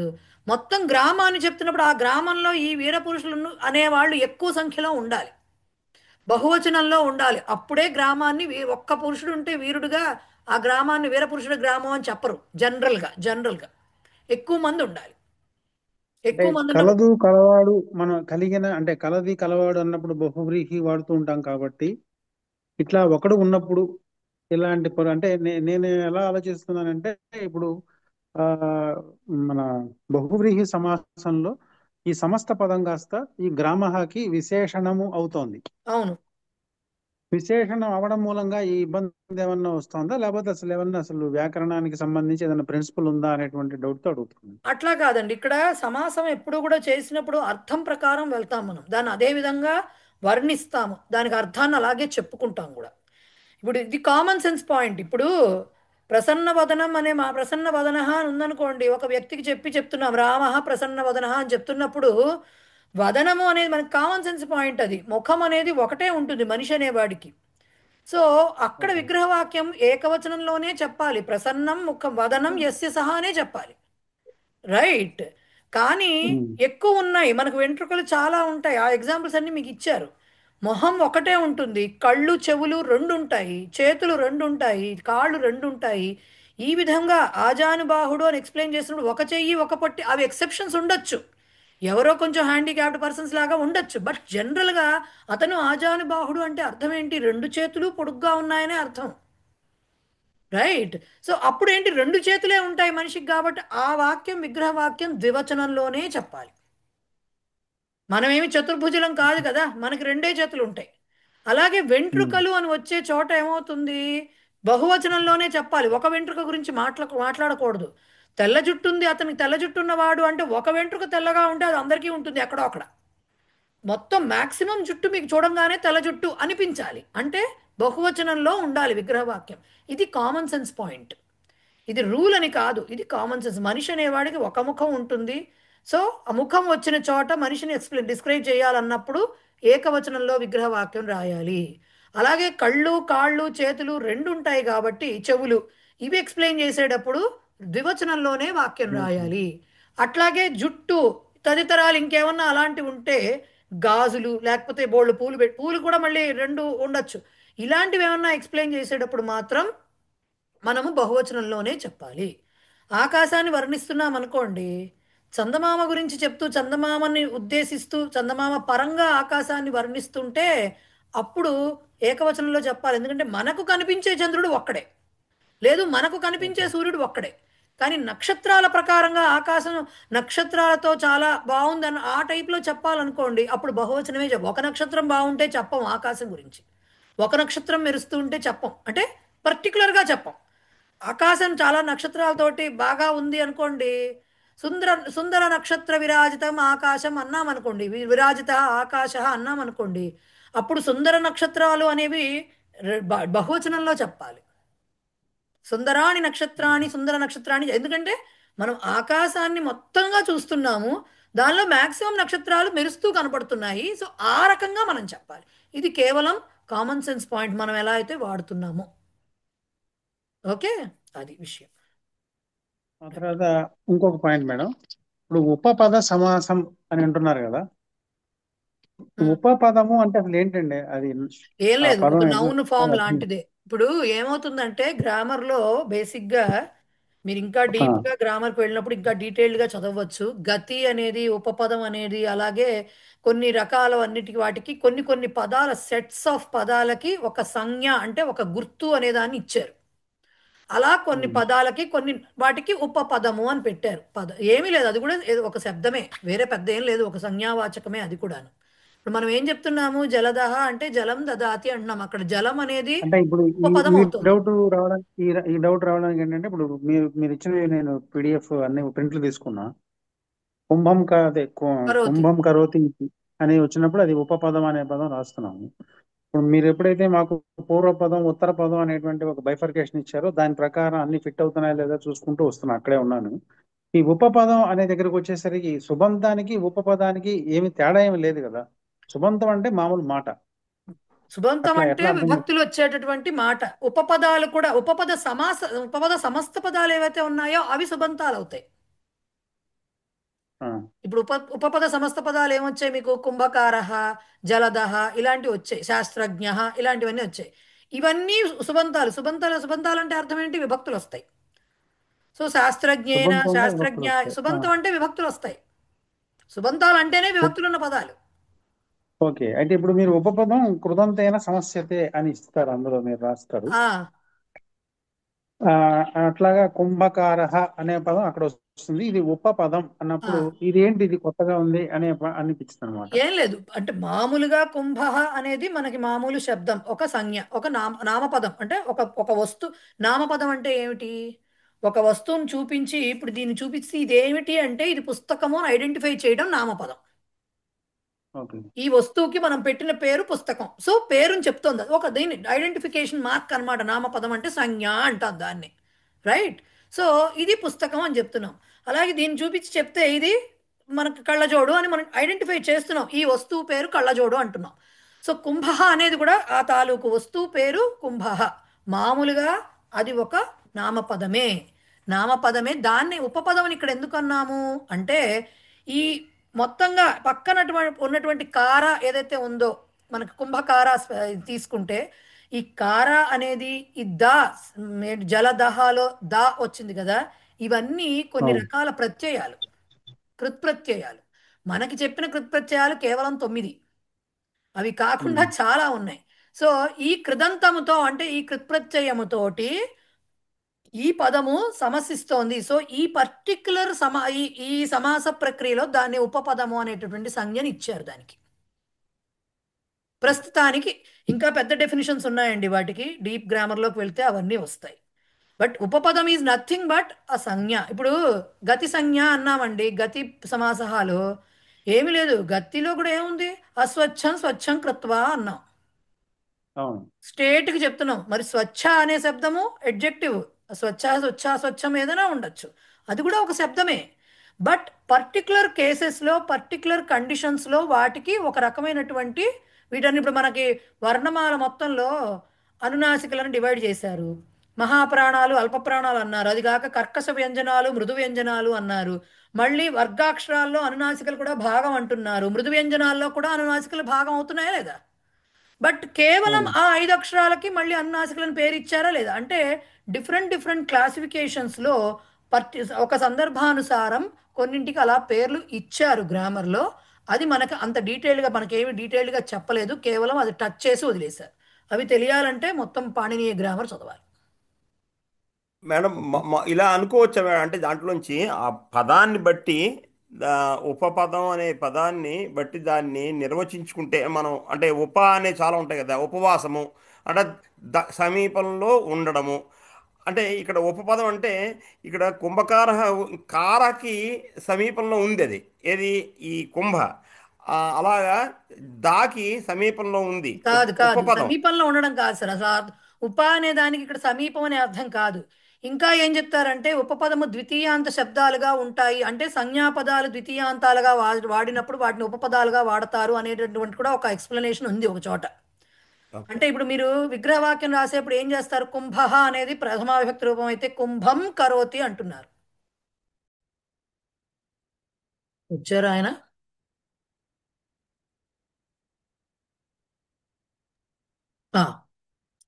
సో ఒక రకంగా మీకు ఇంకా క్లియర్గా ఇంత కన్ఫ్యూజన్ లేకుండా చెప్పాలంటే సార్, ఉపపదము అనే శబ్దము ఏదైతే ఉందో అది కేవలం సమాసానికి మాత్రమే పరిమితమైనది కాదు. ఫస్ట్ విషయం, ఉపపదం అనేది దేనికైనా, ఇప్పుడు ఆయన అన్నట్టు సమీపము అనే ఒక మాట వాడారు చూడండి, ఆయన వాడిన సమీపార్థం వేరే ఉంది, బట్ ఇక్కడ సమీపార్థం వేరే ఉంటుంది. ఓకే, ఉప అనే పదానికి ఇక్కడ సమీపార్థం ఎట్లా వస్తుంది అంటే, ఆ, ఈ ఉపపదాన్ని అంటే ఇప్పుడు దాన్ని డిఫరెంట్ కాంటెక్స్ట్లో వాడచ్చు. నేను మీకు అర్థమైనటువంటి, నాకు అర్థమైనటువంటి 2 కాంటెక్స్ట్లు చెప్తా. ఒకటి సమాసం సంబంధించి ఉపపదం అనే మాట వాడాము. రెండవది మనం వాడలేదు కానీ విభక్తి పరంగా ఉపపదము అనే మాట వాడతారు. విభక్తికి కూడా ఉపపద విభక్తి అనే మాట వాడతారు. విభక్తులు మీకు తెలుసు కాబట్టి ఆ మాట ఇక్కడ చెప్తున్నాను నేను. ఏంటి అర్థము అంటే, ఇప్పుడు కృదంతేన సమస్యతే అన్నాను కదా నేను మాట. కృదంతం అంటే అవునండి. చెప్పా, కార అనే శబ్దం కృదంతం. అది ఒక కృత్ప్రత్యయ రూపము. అది కార అని వస్తుంది అది. ఓకే. సో ఆ కార వచ్చినప్పుడు, లేకపోతే కర ఉంది, దినకరహాలో కరహ ఉంది, జలదహాలో ద ఉంది, శాస్త్రజ్ఞహాలో జ్ఞ ఉంది. ఇవి ఏదైతే కృత్ప్రత్యయాలు ఉన్నాయో, ఈ రకమైనటువంటి కృదంతాలతోటి కార అంటే ఏమిటో మీకు తెలియదు. కార అంటే అది ఒక ప్రత్యయం అనే తెలుసు. కానీ పక్కన వచ్చిన శబ్దం ఉంటుంది చూసారా, కుంభకార, మత్స్యకార, ఇలా వచ్చినప్పుడు ఏమవుతుంది, ఈ కార యొక్క శబ్దం యొక్క అర్థం మొత్తం మారుతుంది. రైట్. ఉట్టిగా ఉమ్. కార అంటే చేసేవాడు, ఏం చేసేవాడు, అది ఆ దీని ఆ పదాన్ని బట్టి ఈ కార తాలూకు అర్థం కూడా దానికి జోడించబడుతుంది. రైట్. అంతేనా, మీకు అర్థమవుతుందో నేను చెప్పింది ఇప్పుడు? సో ఇప్పుడు ఆ, ఈ ప్రత్యయంతో ఏదైతే సమసిస్తూ దాని యొక్క అర్థాన్ని మన మామూలు భాషలో, నేను grammatical గా చెప్పట్లేదండి, అంటే సూత్రాల పరంగా నేను చెప్పట్లేదు, మామూలుగా చెప్తున్నా. ఈ కార లాంటి కృత్ప్రత్యయాలతో యాడ్ అవుతూ ఈ మొత్తాన్ని పదానికి ఒక అర్థాన్ని వేరే రకంగా కల్పిస్తోందో ఆ పదాన్ని స- ఉపపదం అంటూ ఉంటారు జనరల్గా. ఇక్కడ సమస్త పదంలో, సమాసాల్లో, ఉపపద సమాసాల్లో ఈ పూర్వపదంగా ఉండేది ఉపపదం అవుతుంది, రెండవ పదంగా ఉండేది కృత్ప్రత్యయం అవుతుంది. ఓకే. పూర్వ పదమే అది, అది కూడా ఒక పదమే, ఏమీ కాదు. కానీ ఇప్పుడు ఇప్పుడు ఇక్కడ మూర్తి గారు చెప్పినటువంటి అసమీపార్థం వస్తుంది. ఈ కారాకి దగ్గరతో వస్తూ, దగ్గరలోకి వస్తూ, అంటే కారాన్ని సమీపిస్తూ ఈ కృత్ప్రత్యయమైనటువంటి కారాకి ఈ యొక్క పదం యాడ్ అవుతూ మొత్తం వేరే రకమైనటువంటి అర్థాన్ని కల్పిస్తోంది. అర్థాన్ని వస్తుందండి. వేరే వేరే అర్థం వస్తుంది. కుంభకారహ అంటే ఒక అర్థం వస్తుంది, మత్స్యకారహ అంటే ఇంకొక అర్థం వస్తుంది. కానీ రెండిట్లో ఉన్నది కార శబ్దమే. బట్ ఉమ్. కుంభకారహాలో దాని మీనింగ్ వేరే ఉంది, మత్స్యకారహాలో దాని మీనింగ్ వేరే ఉంది. రైట్. అదేనండి. దీనివల్ల అంటే ఏమవుతుందంటే అలాంటి పదాలని ఉపపదాలు అన్నారు. ఉట్టిగా మీరు కుంభ ఉపపదం అవుతుందంటే తప్పు అంటారు. కేవలం ఈ కాంటెక్స్ట్ లో అది ఉపపదం అవుతుంది. అదే మీరు ఇప్పుడు టెక్నికల్ వర్డ్స్ అని మొట్టమొదటి చెప్పడం జరిగింది. అవును. అది ఫోకస్డ్ గా విన్న తర్వాత పూర్వపదం, ఉత్తర పదం, సుబంతం, విగ్రహవాక్యం అనేటువంటి క్రమంలో మనం వెళ్తూ ఉన్నప్పుడు నేను ఈ ఉపపదం సమాసం అనగానే ఈ ఉపపదం అనేది సపరేట్ గా అసలు దాని యొక్క ఆవిర్భావం ఏంటి, ఉమ్, దేని మూలంగా, రెండోది మీరు అక్కడ కృదంతేన సమస్యతే అనే పదం ఉమ్, వాడినప్పుడు అక్కడ డౌట్ రావడం జరిగింది. ఉమ్. ఇది రెండవ డౌట్. మూడవది ఇంకో సిల్లీగా ఒకటి ఉంటుంది మేడం. ఇప్పుడు ఇంకోటి కూడా చెప్తా, ఒక్క నిమిషం. ఇప్పుడు ఇది ఆ, చెప్పాను మీకు, ఇది కొంత అర్థమైంది. ఇప్పుడు విభక్తి పరంగా చెప్పా కదా, విభక్తి ఆ, పరంగా ఉపపదం అని దేన్ని అంటారు, ఉపపద విభక్తి అని దేన్ని అంటారు? కొన్ని విభక్తులకి పర్టికులర్ పదాలు వచ్చినప్పుడు మనం ఈ విభక్తే వాడాలి అని చెప్పాం. జస్ట్ లైక్ నమః, స్వస్తి ఇలాంటివి వచ్చినప్పుడు ఏం చెప్పాము, నమః స్వస్తి అనే పదాలు వచ్చినప్పుడు కేవలం చతుర్థి. చతుర్థి రావాలి అన్నాం. చతుర్థి. అన్నామా? సో ఇక్కడ ఆ, ఈ నమః స్వస్తి అనేవి ఉపపద విభక్తి అంటారు వాటిని, అలాంటి వాటిని. సో ఇలాగ ఆ, కాంటెక్స్ట్ ని బట్టి ఏమవుతుందంటే, పర్టికులర్ కాంటెక్స్ట్ ని బట్టి దాని యొక్క డెఫినిషన్స్ మారతాయి, రకరకాల అర్థాల్లో వాడతారు. ఇది ఇంకా తవ్విన కొద్దీ చాలా డీప్ గా వెళ్తుంది. ఇష్టం ఉన్నవాడు సిద్ధాంత కౌముది క్లాసెస్ అటెండ్ అయ్యి నేర్చుకోవచ్చు, తప్పు పొరపాటు దాంట్లో తప్పేమీ లేదు లేదు. లేదు. రైట్. ఎందుకంటే ఆ టెక్నికల్ వర్డ్ ఆ పదం రాగానే అవును, ఉపపదం అనే పదం కొత్తగా వింటున్నాం, ఇది ఏంటి అనేది ఒక డౌట్ వచ్చింది. అవును, అవును. ఫైనల్ గా ఇంకొకటి మేడం, అంటే ఈ సమాసాలు చదువుతున్నప్పుడు వచ్చిన ఇంకొక డౌట్. ఉమ్, త్రయాణం లోకానాం అన్నప్పుడు మనం త్రిలోకి అని చెప్పుకుంటున్నాము. ఈ మూడు సంఖ్య దాటితే గాని మనకు ఈ ద్విగు సమాసం అనేది వచ్చినట్టుగా ఎక్కడ ఉండదా ఇంకా? అంటే ఇప్పుడు ఏకపది అనే పదం నాకు ఒకటి, అంటే ఇప్పుడు ఏకపది మనం టీపాయలాగా చతుష్పది, పాది, అది ఇట్స్ నాట్ త్రిపది, పది, పాది. ఓకే, అన్నప్పుడు మనం ఏకపాది అనుకోండి, అంటే అది సమస్త పదం కిందకే వస్తుంది కదా, ఏకపది, త్రయాణం పాదానాం ఏకపాది. సమాహార. మొన్న ఎవరో ఇది అడిగారు అవును. కూడా నన్ను, త్రిపథం అనే మాట ఒకళ్ళు అడిగారని నేను చెప్పాను కూడా. త్రిపథం అంటే అక్కడ కూడా ఇప్పుడు మనకు త్రయాణంతో స్టార్ట్ అయింది కాబట్టి మనం అది ఓకే. విగ్రహవాక్యం కూడా మనం చెప్పుకోగలిగాం. ఆ, ఇప్పుడు ఏక అనే పదం వచ్చినప్పుడు అక్కడ ఏక నాము మళ్ళా ఇట్లాగా ఇట్లా పాది అనే పదం ఇట్లా ఎలా రాడినప్పుడు ఎలా సమాహారం అనేటువంటి అర్థంలో రావడం కుదరదు కదా. రెండవది నా డౌట్ ఏంటంటే ఏకపాది అన్నప్పుడు అది సమస్త పదమా కాదా, నెంబర్ వన్. అది సమస్త పదం అయినప్పుడు దానికి విగ్రహవాక్యం అనేది ఏముంటుంది అనేది నెంబర్ టూ ఏకః ఆ డౌట్. పాదః యస్య సహ ఏకపాది బౌరి. బహురి. బహువ్రీహి. ఓకే. స్ట్రైట్ అది అవే. అంతేగాని నెంబర్ ఉంది కాబట్టి అది ద్విగు అనేది కాదు. రెండో దాంతో అంటే రెండు ద్వీపాది అలాంటివి ఏదైనా ఉన్నా కూడా అది కూడా ద్విగు సమాసం కిందకి రాదు. అంటే అట్లా కాదు.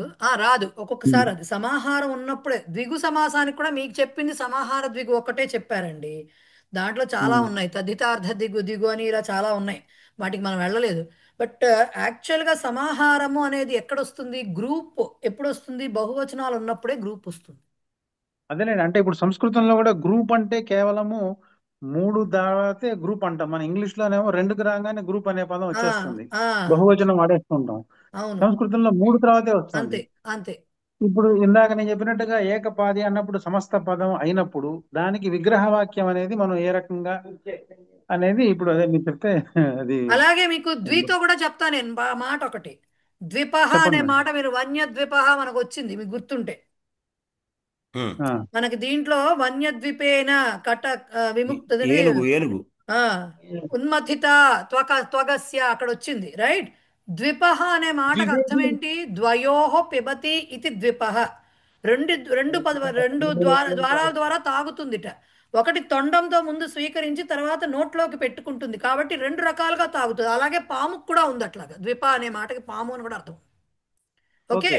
సో అది అలాగే మీకు అందరికీ బాగా తెలిసిన మాట ద్విజః. అవును. ద్విజుడు అంటే మనం జంధ్యం వేసిన తర్వాత ద్విజుడు అంటూ ఉంటారు. అంటారు. అంటే అర్థం ఏమిటి? ఉపనయనం 2 జన్మలు. తర్వాత బ్రాహ్మణ వంశంలో పుట్టడం అనేది ఒకటి.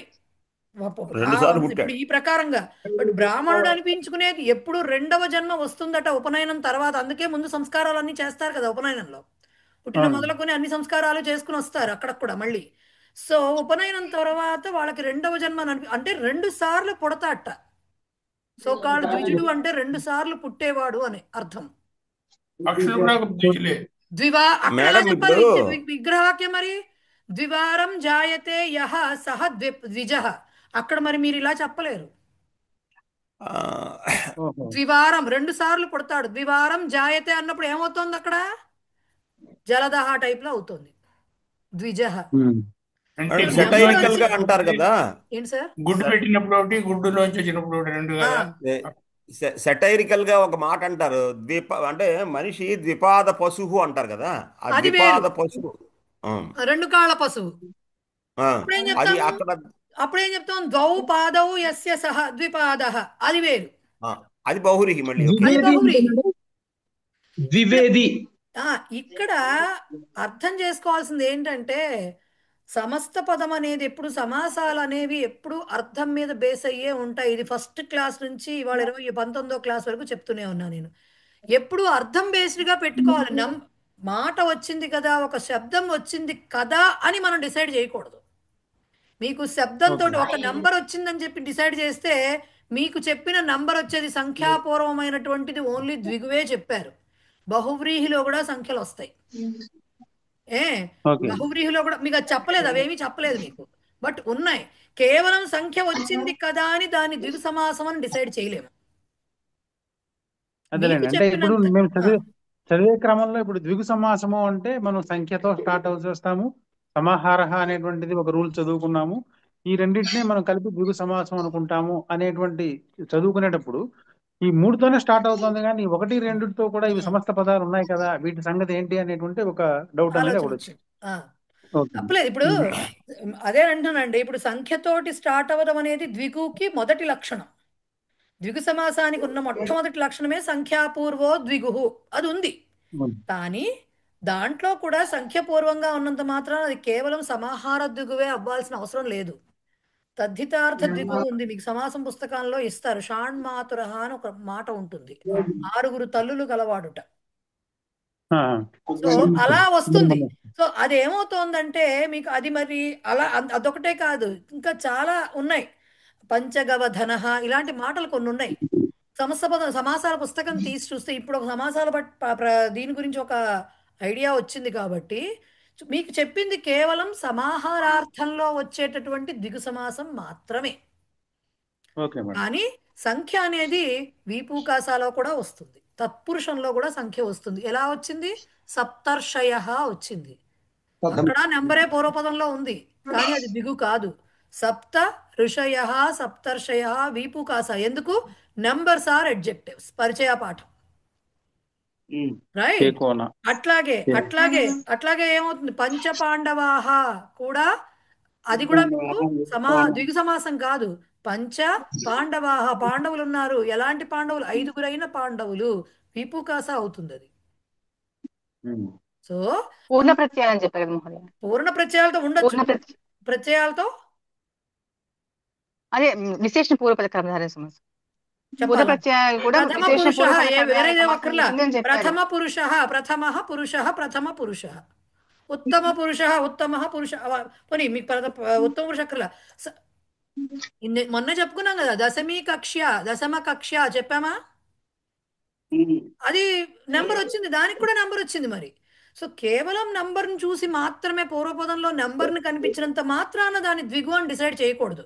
మనకి నెంబర్ చెప్పినవి 2 వచ్చాయి. విశేషణ పూర్వపద కర్మధారయం వచ్చింది, సమాహార ద్విగు వచ్చింది. ఈ రెండిటికి మెయిన్ డిఫరెన్స్ మన సిలబస్ వరకు మనం చెప్పొచ్చు. సమాహార ద్విగు ఎప్పుడూ ఏకవచనంలోనే ఉంటుంది. విపూకాస ఏ వచనంలో అయినా ఉండొచ్చు. ద్వివచనంలో ఉండొచ్చు, ఏకవచనంలో ఉండొచ్చు, బహువచనంలో ఉండొచ్చు. కానీ ద్విగు సమాసంలో ఖచ్చితంగా విడదీస్తే అది బహువచనంలో ఉంటుంది మేడం. కానీ దశమి కక్ష చూసారా, దశమ కక్ష అంటే అది కక్ష ఒకటే దశమి. కానీ అక్కడ అదే మామూలుగా త్రిలోకం అన్నారు అనుకోండి. అంటే అది 3 లోకములు. అదే అంటున్నాను సార్, వస్తుంది అక్కడ. నేను చెప్తున్నది అదే. మీకు చెప్పినటువంటి నంబర్స్ వచ్చేటటువంటి సమాసాలు మీకు సిలబస్లో ఉన్నవి 2. ఒకటి విశేషణ పూర్వపద కర్మధారయము, రెండవది ద్విగు. ద్విగు సమాసం కేవలం సమాహారార్థంలో మాత్రమే మీకు చెప్పబడింది. ఆ సమాహారార్థంలో వచ్చే ద్విగువు ఏకవచనంలోనే ఉంటుంది సమస్త పదము. అది కూడా పుంలింగ, స్త్రీలింగ, నపుంసకలింగాల్లో 3 ఉండొచ్చు. పుంలింగానికి మనకి ఒక్కటే ఇది ఇచ్చారు ఎగ్జాంపుల్, సప్తాహ. స్త్రీలింగానికి త్రిలోకి, పంచవటి, చతుర్వేది ఇవన్నీ వచ్చినాయి. నపుంసకలింగానికి ఒక రూల్ చెప్పారు, పాత్ర, యుగ, భువన, రాత్ర శబ్దాలు గనక ఉంటే సమాహార ద్విగు నపుంసకలింగంలో ఉంటుంది అని చెప్పారు. ప్రస్తుతానికి అంతవరకు. ఇంకేమన్నా డీటెయిల్డ్ గా కావాలంటే మీరు ఇంకా ఫైనల్ గా వెళ్ళి ఓకే మేడం, చదువుకోవాల్సిందే. చాలు. Right okay madam, thank you very much madam. Right, no problem. ఇప్పుడు ఇంకెవరైనా ఉన్నారా? మేడం ఇక్కడ ద్విజహ అన్నప్పుడు మీరు ద్వివారం జాయతే అన్నారు. విగ్రహవాక్యం ద్వివారం జాయతే అంతేనండి అది విగ్రహవాక్యం? నా అర్థం, ఏమంటారు దాన్ని, అండర్స్టాండింగ్ ప్రకారం అంతేనండి. ద్విజహ అనే పదానికి అర్థం ఏం చెప్తాడు? 2 సార్లు జన్మించిన వాడు అంటారు. దానికి ఎలా చెప్తారు సంస్కృతంలో? జాయతే అంతే కదా, ఇతి ద్వివారం అని జాయతే. పెట్టాలా? జాయతే ఇతి అని పెట్టాలండి, లేకపోతే జాయతే ఓన్లీ జాయతే మీరు అంతే? ఓకే. మరి మేడం ఈ సపోజింగ్ ఇది అడిగాను అనుకోండి నేను, అంటే విశేషణ పూర్వపద ద్వివేది ఒక్క అన్నది నిమిషం మూర్తి గారు, ద్వౌవేదో ఒక్క నిమిషం మూర్తి గారు, జానాతి ఒక్క నిమిషం మూర్తి గారు, ఒక్క నిమిషం. శివమాల చెప్పండి. అది ఇప్పుడు 2 సార్లు జన్మించిన వాడు అంటే అది విశేషణ పూర్వపదం అవుతుందండి అది. ఇక్కడ అలా అవదుగా. ఇప్పుడు విశేషణ పూర్వపదం అయితే జాయతే అని అది తింగంతం ఎందుకు వస్తుంది విగ్రహ వాక్యంలో? జలదహ, జాయతే అంటే జలదహ, శాస్త్రజ్ఞ, వారిజహ ఇవన్నీ ఏమొచ్చాయి? ఓకే, అయితే ఉపపదం. ఉపపదం. అది అదే మేడం అదే అడిగాను. ఇప్పుడు ఉపపద ద్వౌ సమాసం. వేదౌ జానాతి ఇది ఏంటి ద్వివేది. ఏంటంటారు? ద్వౌ వేదౌ జానాతి ద్వివేది కదా. అలా చెప్పలేంగా. ఇక్కడ 2 రకాలుగా ద్వివేది అనేది గనక ఒక మనిషిని గనక వర్తిస్తూ ఉంటే, నేను చెప్తుంది అదే, మొట్టమొదటి నుంచి నేను మొత్తుకుంటుంది అదే. ఒక్క పదమే ఇచ్చి ఇది ఏ సమాసము అంటే చెప్పడం చాలా కష్టం. ద్వివేది అనే మాట మీరు 2 వేదములు తీసుకొచ్చి సమాహారానికి కూడా చెప్తారు. చతుర్వేది అనేది మాట. ఇప్పుడు ఏమంటే శ్రీకాంత్ త్రివేది ఈ మాట విన్నారు కదా మీరు, పేర్లు వింటారు కదా ఇట్లాంటివి. అక్కడ యాక్చువల్ గా త్రివేది అంటే మనిషిని వర్తిస్తోంది. అప్పుడు ఏం చెప్తాం? అది కాదండి, ఇక్కడ నా ఉద్దేశం అది కాదు. ఇక్కడ వేదం చదువుకు తెలిసిన వాడనే అర్థం. పోనీ పేరు వదిలేసేయండి. పేరు వదిలేసిన యాక్చువల్ గా పేర్లన్నీ అలాగే వచ్చాయి. 3 వేదాలు చదువుకున్నారా, 4 వేదాలు చదువుకున్నారా, 2 వేదాలు అక్కడి నుంచి వచ్చాయి. ఇప్పుడు ఫ్యాషన్ అయిపోయినాయి కానీ. బట్ అప్పుడు ఏం చెప్తారు విగ్రహవాక్యం మీరు?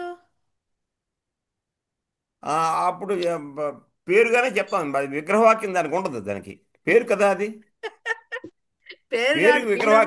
మీరంటున్న త్రివేది గురించి మాట్లాడుతున్నాను. అలా అయితే ద్వౌ వేదౌ జానాతి ఇది ద్వివేది ఉపపద సమాసం కింద చెప్తాం దాన్ని అప్పుడు. కానీ త్రివేదికి వచ్చేసరికి మనం అప్పుడు కూడా చెప్పొచ్చు, త్రయః వేదాః జానాతి ఇది త్రివేది చెప్పొచ్చు. కానీ మనం ఏం చెప్తున్నాము? అదొకటి చెప్తున్నాము. త్రయాణం త్రయాణం వేదానాం సమాహార త్రివేది అంటే అక్కడ మనిషిని చెప్పట్ల, కేవలం వాటి యొక్క అవును కలయికని మాత్రమే చెప్తున్నాం. అవును అక్కడ మనిషిని వర్తించట్లేదు. త్రిలోకి అంటే ఒక మనిషి పేరు కాదు, మనిషికి సంబంధించింది కాదు. వాడు త్రిలోకి అని చెప్పరు ఎవరు. సహ త్రిలోకి అస్తి అని చెప్పరు, అన్లెస్ అండ్ అవును అంటిల్ వాడి పేరు ఎవడన్నా త్రిలోకి అని చెప్పి పెట్టుకుంటే తప్ప. రైట్. సో అది ఆ సందర్భాన్ని బట్టి కానీ ఒక పదాన్ని ఎక్స్ప్లెయిన్ చేయడం చాలా కష్టం. అండ్ అందున ఇట్లాంటి పదాలు వచ్చినప్పుడు మరీ కష్టం. Okay, right. యా మల్లీశ్వరి చెప్పండి.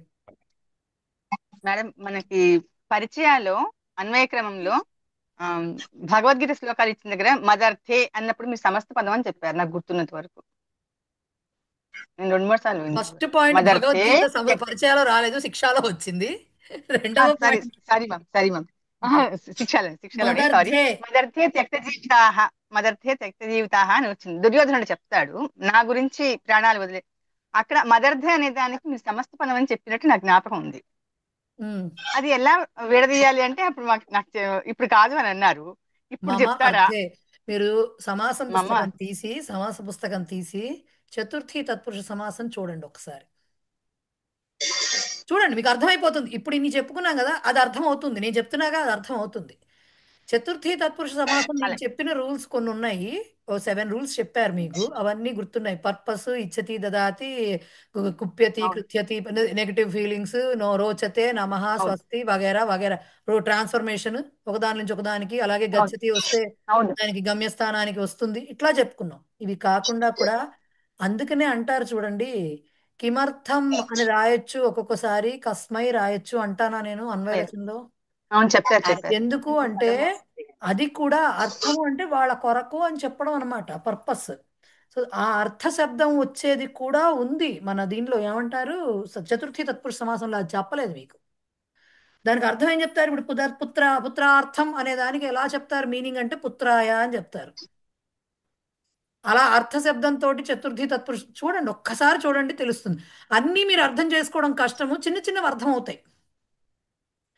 చిన్న అలాగే చిన్న, మహోదయ. ఎందుకంటే అది తెలుగులో ఇంకో ఎక్స్ప్లెనేషన్ ఉండదు కాబట్టి చిన్న చిన్నవి అర్థం అవుతాయి. చూడండి ఒకసారి తెలుస్తుంది. ఇప్పుడు ఇది రైట్. తప్పకుండా మెటీరియల్ లో కూడా మహోదయ. ఇచ్చాడండి, ఇంకొకటి కిమర్థేయం మేడం, అని ఇచ్చాడు. అంటే కస్మై ఇయం అని ఇచ్చాడు విగ్రహ వాక్యం. కిమర్థేయం, కస్మై కిమర్థ ఇయం ఇయం. చతుర్థి. కిమర్థ శబ్దంతో మళ్ళీ చాలా లింకులు ఉన్నాయి. కిమర్థం అనేది అవ్యయంగా ఉంటుంది, ఓహో కిమర్థం సమస్త పదంగా ఉంటుంది. సమస్త పదంగా ఓ వచ్చినప్పుడు పుల్లింగ స్త్రీలింగ నపుంసకలింగాలు మూడిట్లో ఉంటుంది. అవ్యయంగా వచ్చినప్పుడు నపుంసకలింగ రూపంలా కనపడుతుంది. ఇవి తగ్గుతూ వెళితే ఎండ్లెస్ ఇది. అది అందుకనే మేడం, నిన్న చెప్పారు కదా, ఇంకొక చిన్నది మేడం. అందుకనే సారభూతం తదుపాసితవ్యం. రైట్, ఇందుకే అలాగే చెప్పాను. మేడం, నొక్కి అది నొక్కి గుర్తుపెట్టుకుంటాను. నొక్కి అండర్లైన్ చేసుకోండి అని ఇందుకే చెప్పాను నేను. ఏమండి అందుకే రెడ్ మయాజితం కలర్ గ్రీన్ కలర్ పెన్నులు రెండు పెట్టి మరి అండర్లైన్ చేసుకున్నాను మేడం. అది ఇప్పుడు గుర్తుపెట్టుకుంటాను. ఇవన్నీ ఏమండి నాకు కాకపోతే కూడా ఒక్క నిమిషం మళ్ళీ సరే వస్తున్నా. ఇవన్నీ నాకు కూడా ఎవరు తీసుకొచ్చి విడదీసి చెప్పలేదండి. చెప్పగా కొంచెం చూసుకోగా ఎస్ ఇంతవరకు. ఇప్పుడు ఇందాక ఆయన అడిగారు ఉపపదం గురించి, నేను కూడా ఫస్ట్ టైం చెప్పినప్పుడు అర్థమై చావలా నాకు. తవ్వా తర్వాత నాకు అర్థమైందంటే యత్సారభూతం శ్లోకం చదివాక బుద్ధి వచ్చింది. సో ఇంతవరకే తీసుకుందాం, లఘు సిద్ధాంతకముందు ఎప్పుడైనా ఫ్యూచర్లో చేస్తే అప్పుడు అర్థమవుతుంది మిగతాది, ఇంతవరకు తీసుకుందామని వదిలేశారు అక్కడ. సో ఏమని చెప్తున్నానంటే కొన్ని బేసిక్ లెవెల్స్, ఇప్పుడు ముందు ఇటుకలతోనే పునాది వేస్తారండి, పైకి అప్పుడే మీకు చక్కటి పెయింట్, ఏంటిది వెదర్ ప్రూఫ్ పెయింట్లు ఇవి కనపడవు ఫస్టే.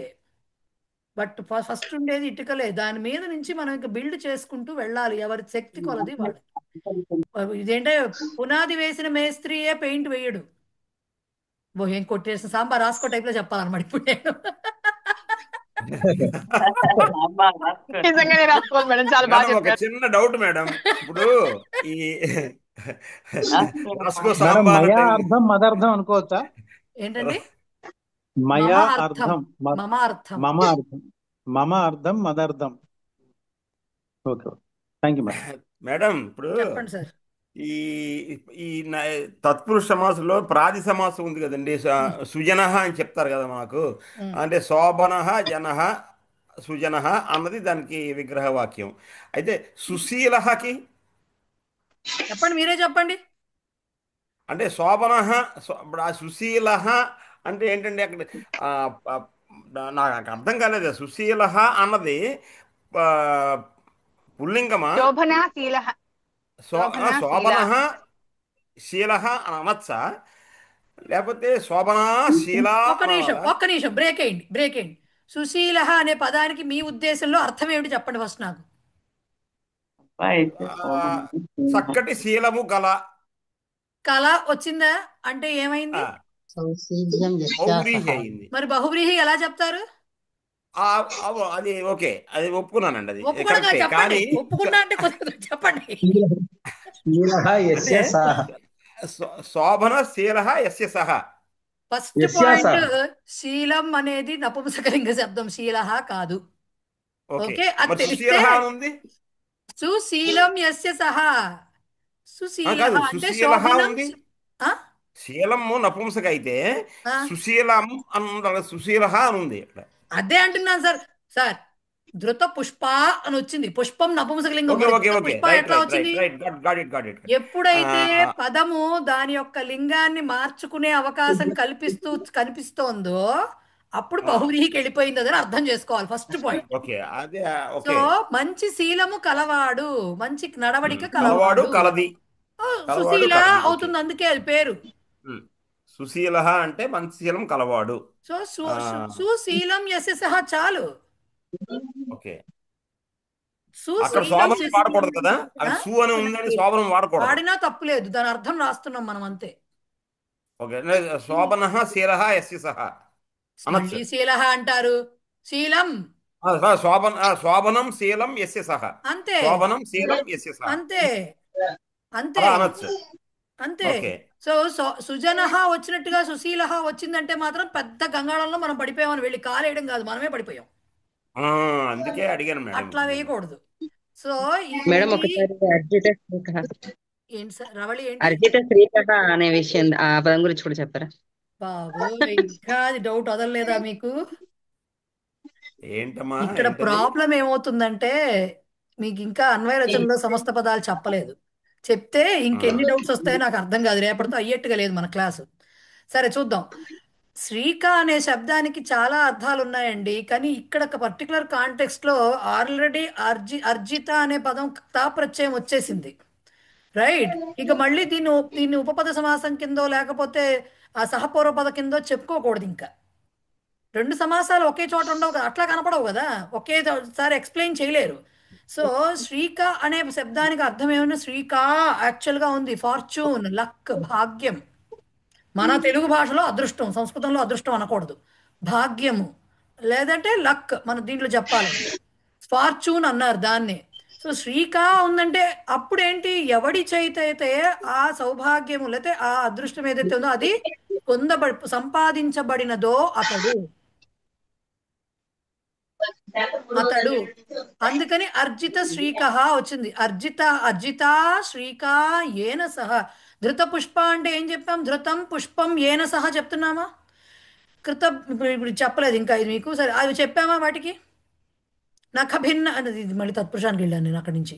సో ఇట్లా చెప్తున్నప్పుడు ఏమవుతుంది, ఆ శ్రీక శబ్దాన్ని, శ్రీకా అనేది ఒక పదం ఉంది, శ్రీకా స్త్రీలింగ పదం ఉంది, దానికి ఫార్చ్యూన్ అనే అర్థం ఉంది, అదే పట్టుకోవాలి.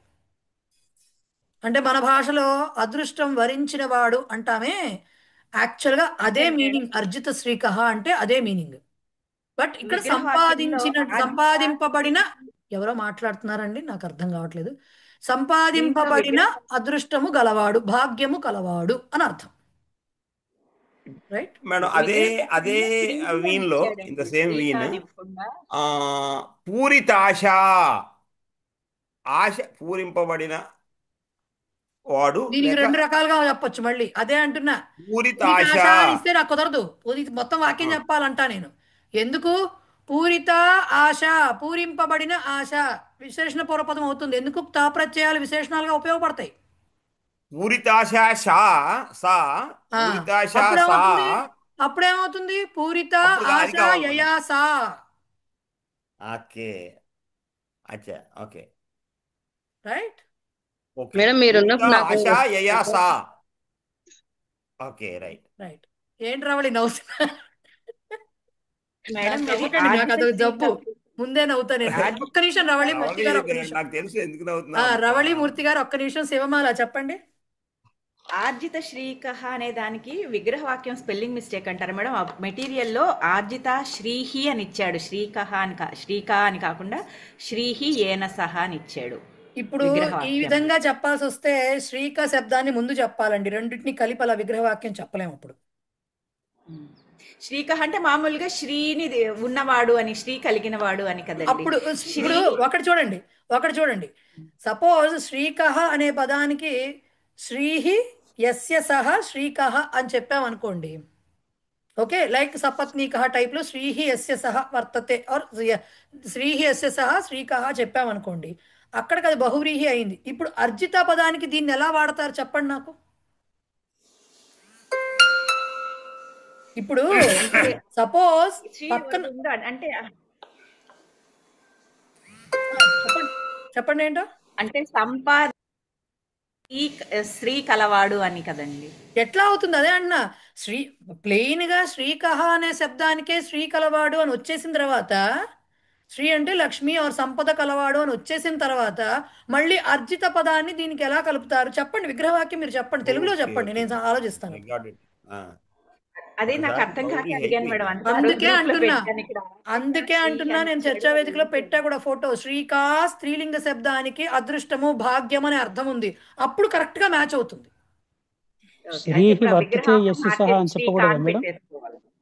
మధుసూదనాచార్యులు గారు ఏం చెప్తున్నారండి? శ్రీహి వర్తతే యశ సహ అని చెప్పకూడదు. చెప్పొచ్చు, అది కూడా శ్రీకహ సపత్ని. కాకపోతే అది చెప్పడం ఎందుకు చెప్పలేము సహపూర్వ పద కింద అంటే, ఆ సహ అనేది ముందు సా రావాలి కదా, ముందు పూర్వపదంలో స అనే మాట రావాలి, అది రావట్లేదు కదా. సో అలా చెప్పలేం, దీన్ని ఉపపద సమాసం కింద చెప్పాలి. శ్రీహి అస్య సహ శ్రీక ఆర్ తదితం కింద చెప్పుకోవాలి, తదితం కింద చెప్పుకోవాలి, తదితం కింద చెప్పుకోవచ్చు కదా. గుణవాన్ లైఫ్ టైప్ లో చెప్పొచ్చు కదా, అట్లా చెప్పుకోవచ్చు. ఇప్పుడు శివమగల్ గారు ఇప్పుడు మీరు ఆలోచించాలన్నమాట. ఆల్రెడీ శ్రీకహ అనే పదానికే డైరెక్ట్ గా శ్రీ కలవాడు అని గనక చెప్పుకుంటే, ఈ అర్జించబడిన అనే పదాన్ని దీన్ని ఎలా లింక్ చేస్తారు? ఇట్స్ నాట్ లైక్, అంటే డైరెక్ట్ గా మనం ఇష్టం వచ్చినట్టు మార్చలేము, అది క్తా ప్రత్యయాంతము, రైట్? క్తా ప్రత్యయాంతాన్ని తీసుకొచ్చి ఈ శ్రీకహాకి ఎట్లా యాడ్ చేస్తారు?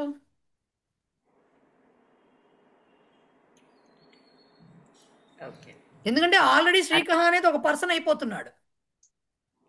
అంటే వీణ్ణి ఇంకెవరైనా సంపాదిస్తే, ఈ సంపాదించిన పురుషుడు ఎవరైతే ఉన్నాడో వీణ్ణి ఇంకెవరైనా సంపాదించుకోవాలి, ఇంకెవరైనా పొందాలి. ఇజ్ ఇట్ పాసిబుల్ అలా చెప్పడం?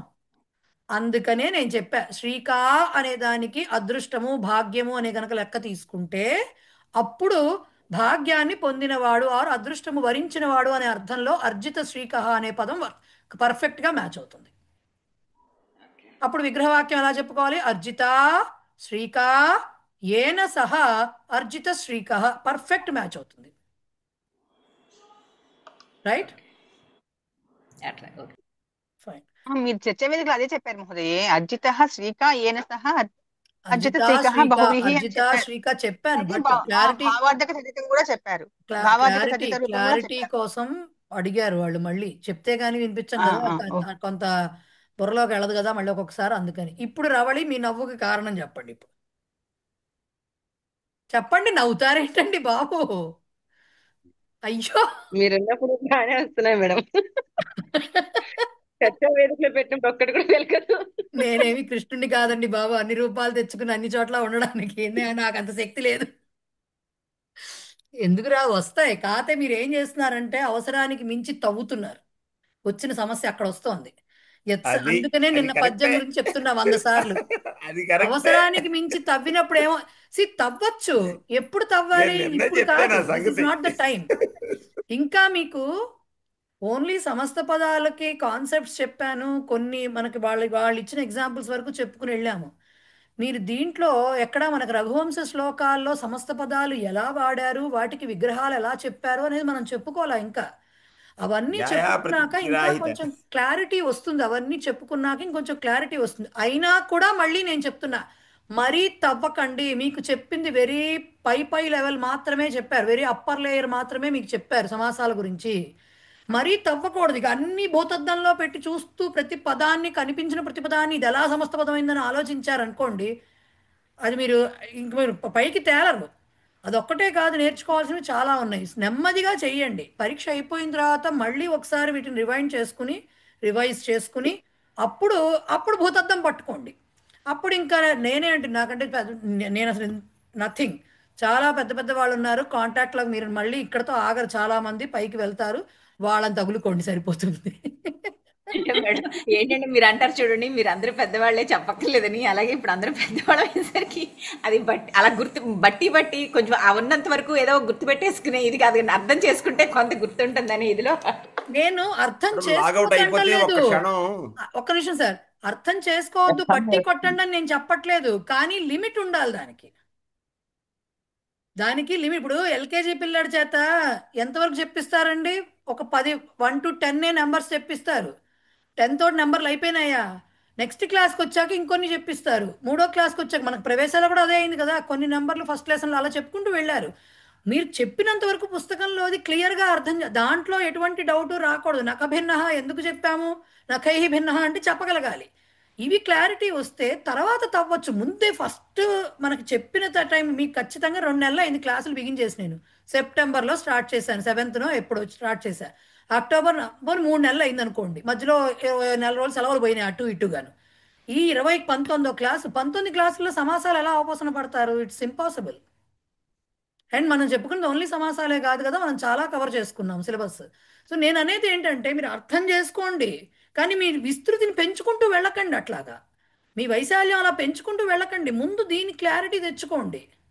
ఇవే అర్థం కావడం లేదు, ఇవే వీటిని క్వశ్చన్ వేస్తే గబుక్కున అమ్మో మేము చెప్పగలుగుతున్నాం తర్వాత చెప్పలేకపోతున్నాం అనే స్థితి ఉంటే కొత్త పదాలు తోలికి ఎందుకు వెళ్ళడం ఇప్పుడేను?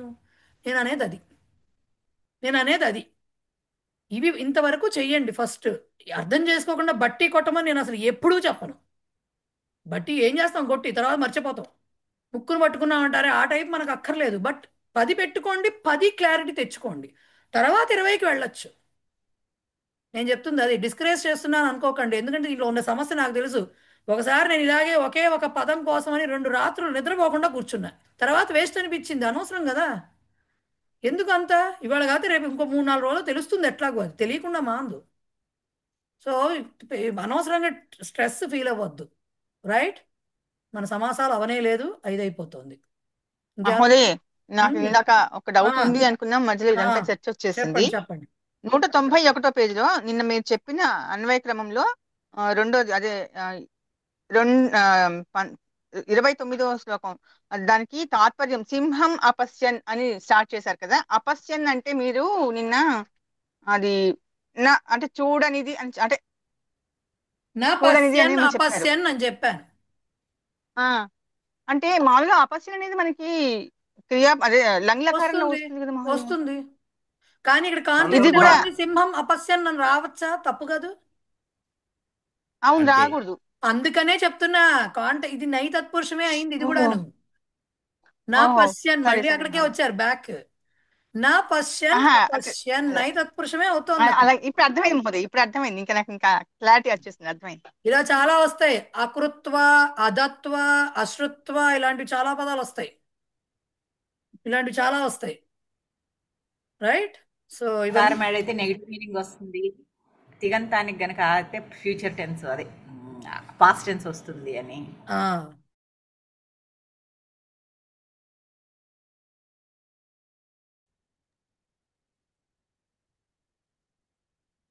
ఏకతా మంత్ర ఎం వైదికా మంత్ర దృశ పురాణాః ఇంద్రం యమం మాతరిశ్వానమాహుః వేదాంతినో నిర్వచనీయమేకం యం బ్రహ్మ శబ్దేన వినిర్దిశంతి సైవాయమీశం శివైత్యోచన్ యం వైష్ణవా విష్ణురిత్తిస్తువంతి బుద్ధస్తథార్హన్నితి బౌద్ధ జైనాః సత్శ్రీ అకాలేతి చ సిద్ధ సంతః శాస్త్రేతి కేచిత్ ప్రకృతి కుమారః స్వామీతి మాతేతి పితేతి భక్త్యా యం ప్రార్థయంతే జగదీశితారం స ఏక ఏవ ప్రభురద్వితీయః స ఏక ఏవ ప్రభురద్వితీయః. శాంతి మంత్రః ఓం సర్వే భవంతు సుఖినః, సర్వే సంతు నిరామయాః, సర్వే భద్రాణి పశ్యంతు, మా కచ్చిత్ దుఃఖభాగ్ భవేత్. ఓం శాంతి శాంతి శాంతి. అస్తు. ధన్యవాదాः మహోదయ. ధన్యవాదాः. రేపు క్లాస్ లో మళ్ళీ కలుసుకుందాం. రేపు కూడా క్లాస్ ఉంది. రేపు క్లాస్ లో కలుసుకుందాం. సరే, వస్తాం మహోదయ. సర్వేభ్యः ధన్యవాదాः. నమస్కారం.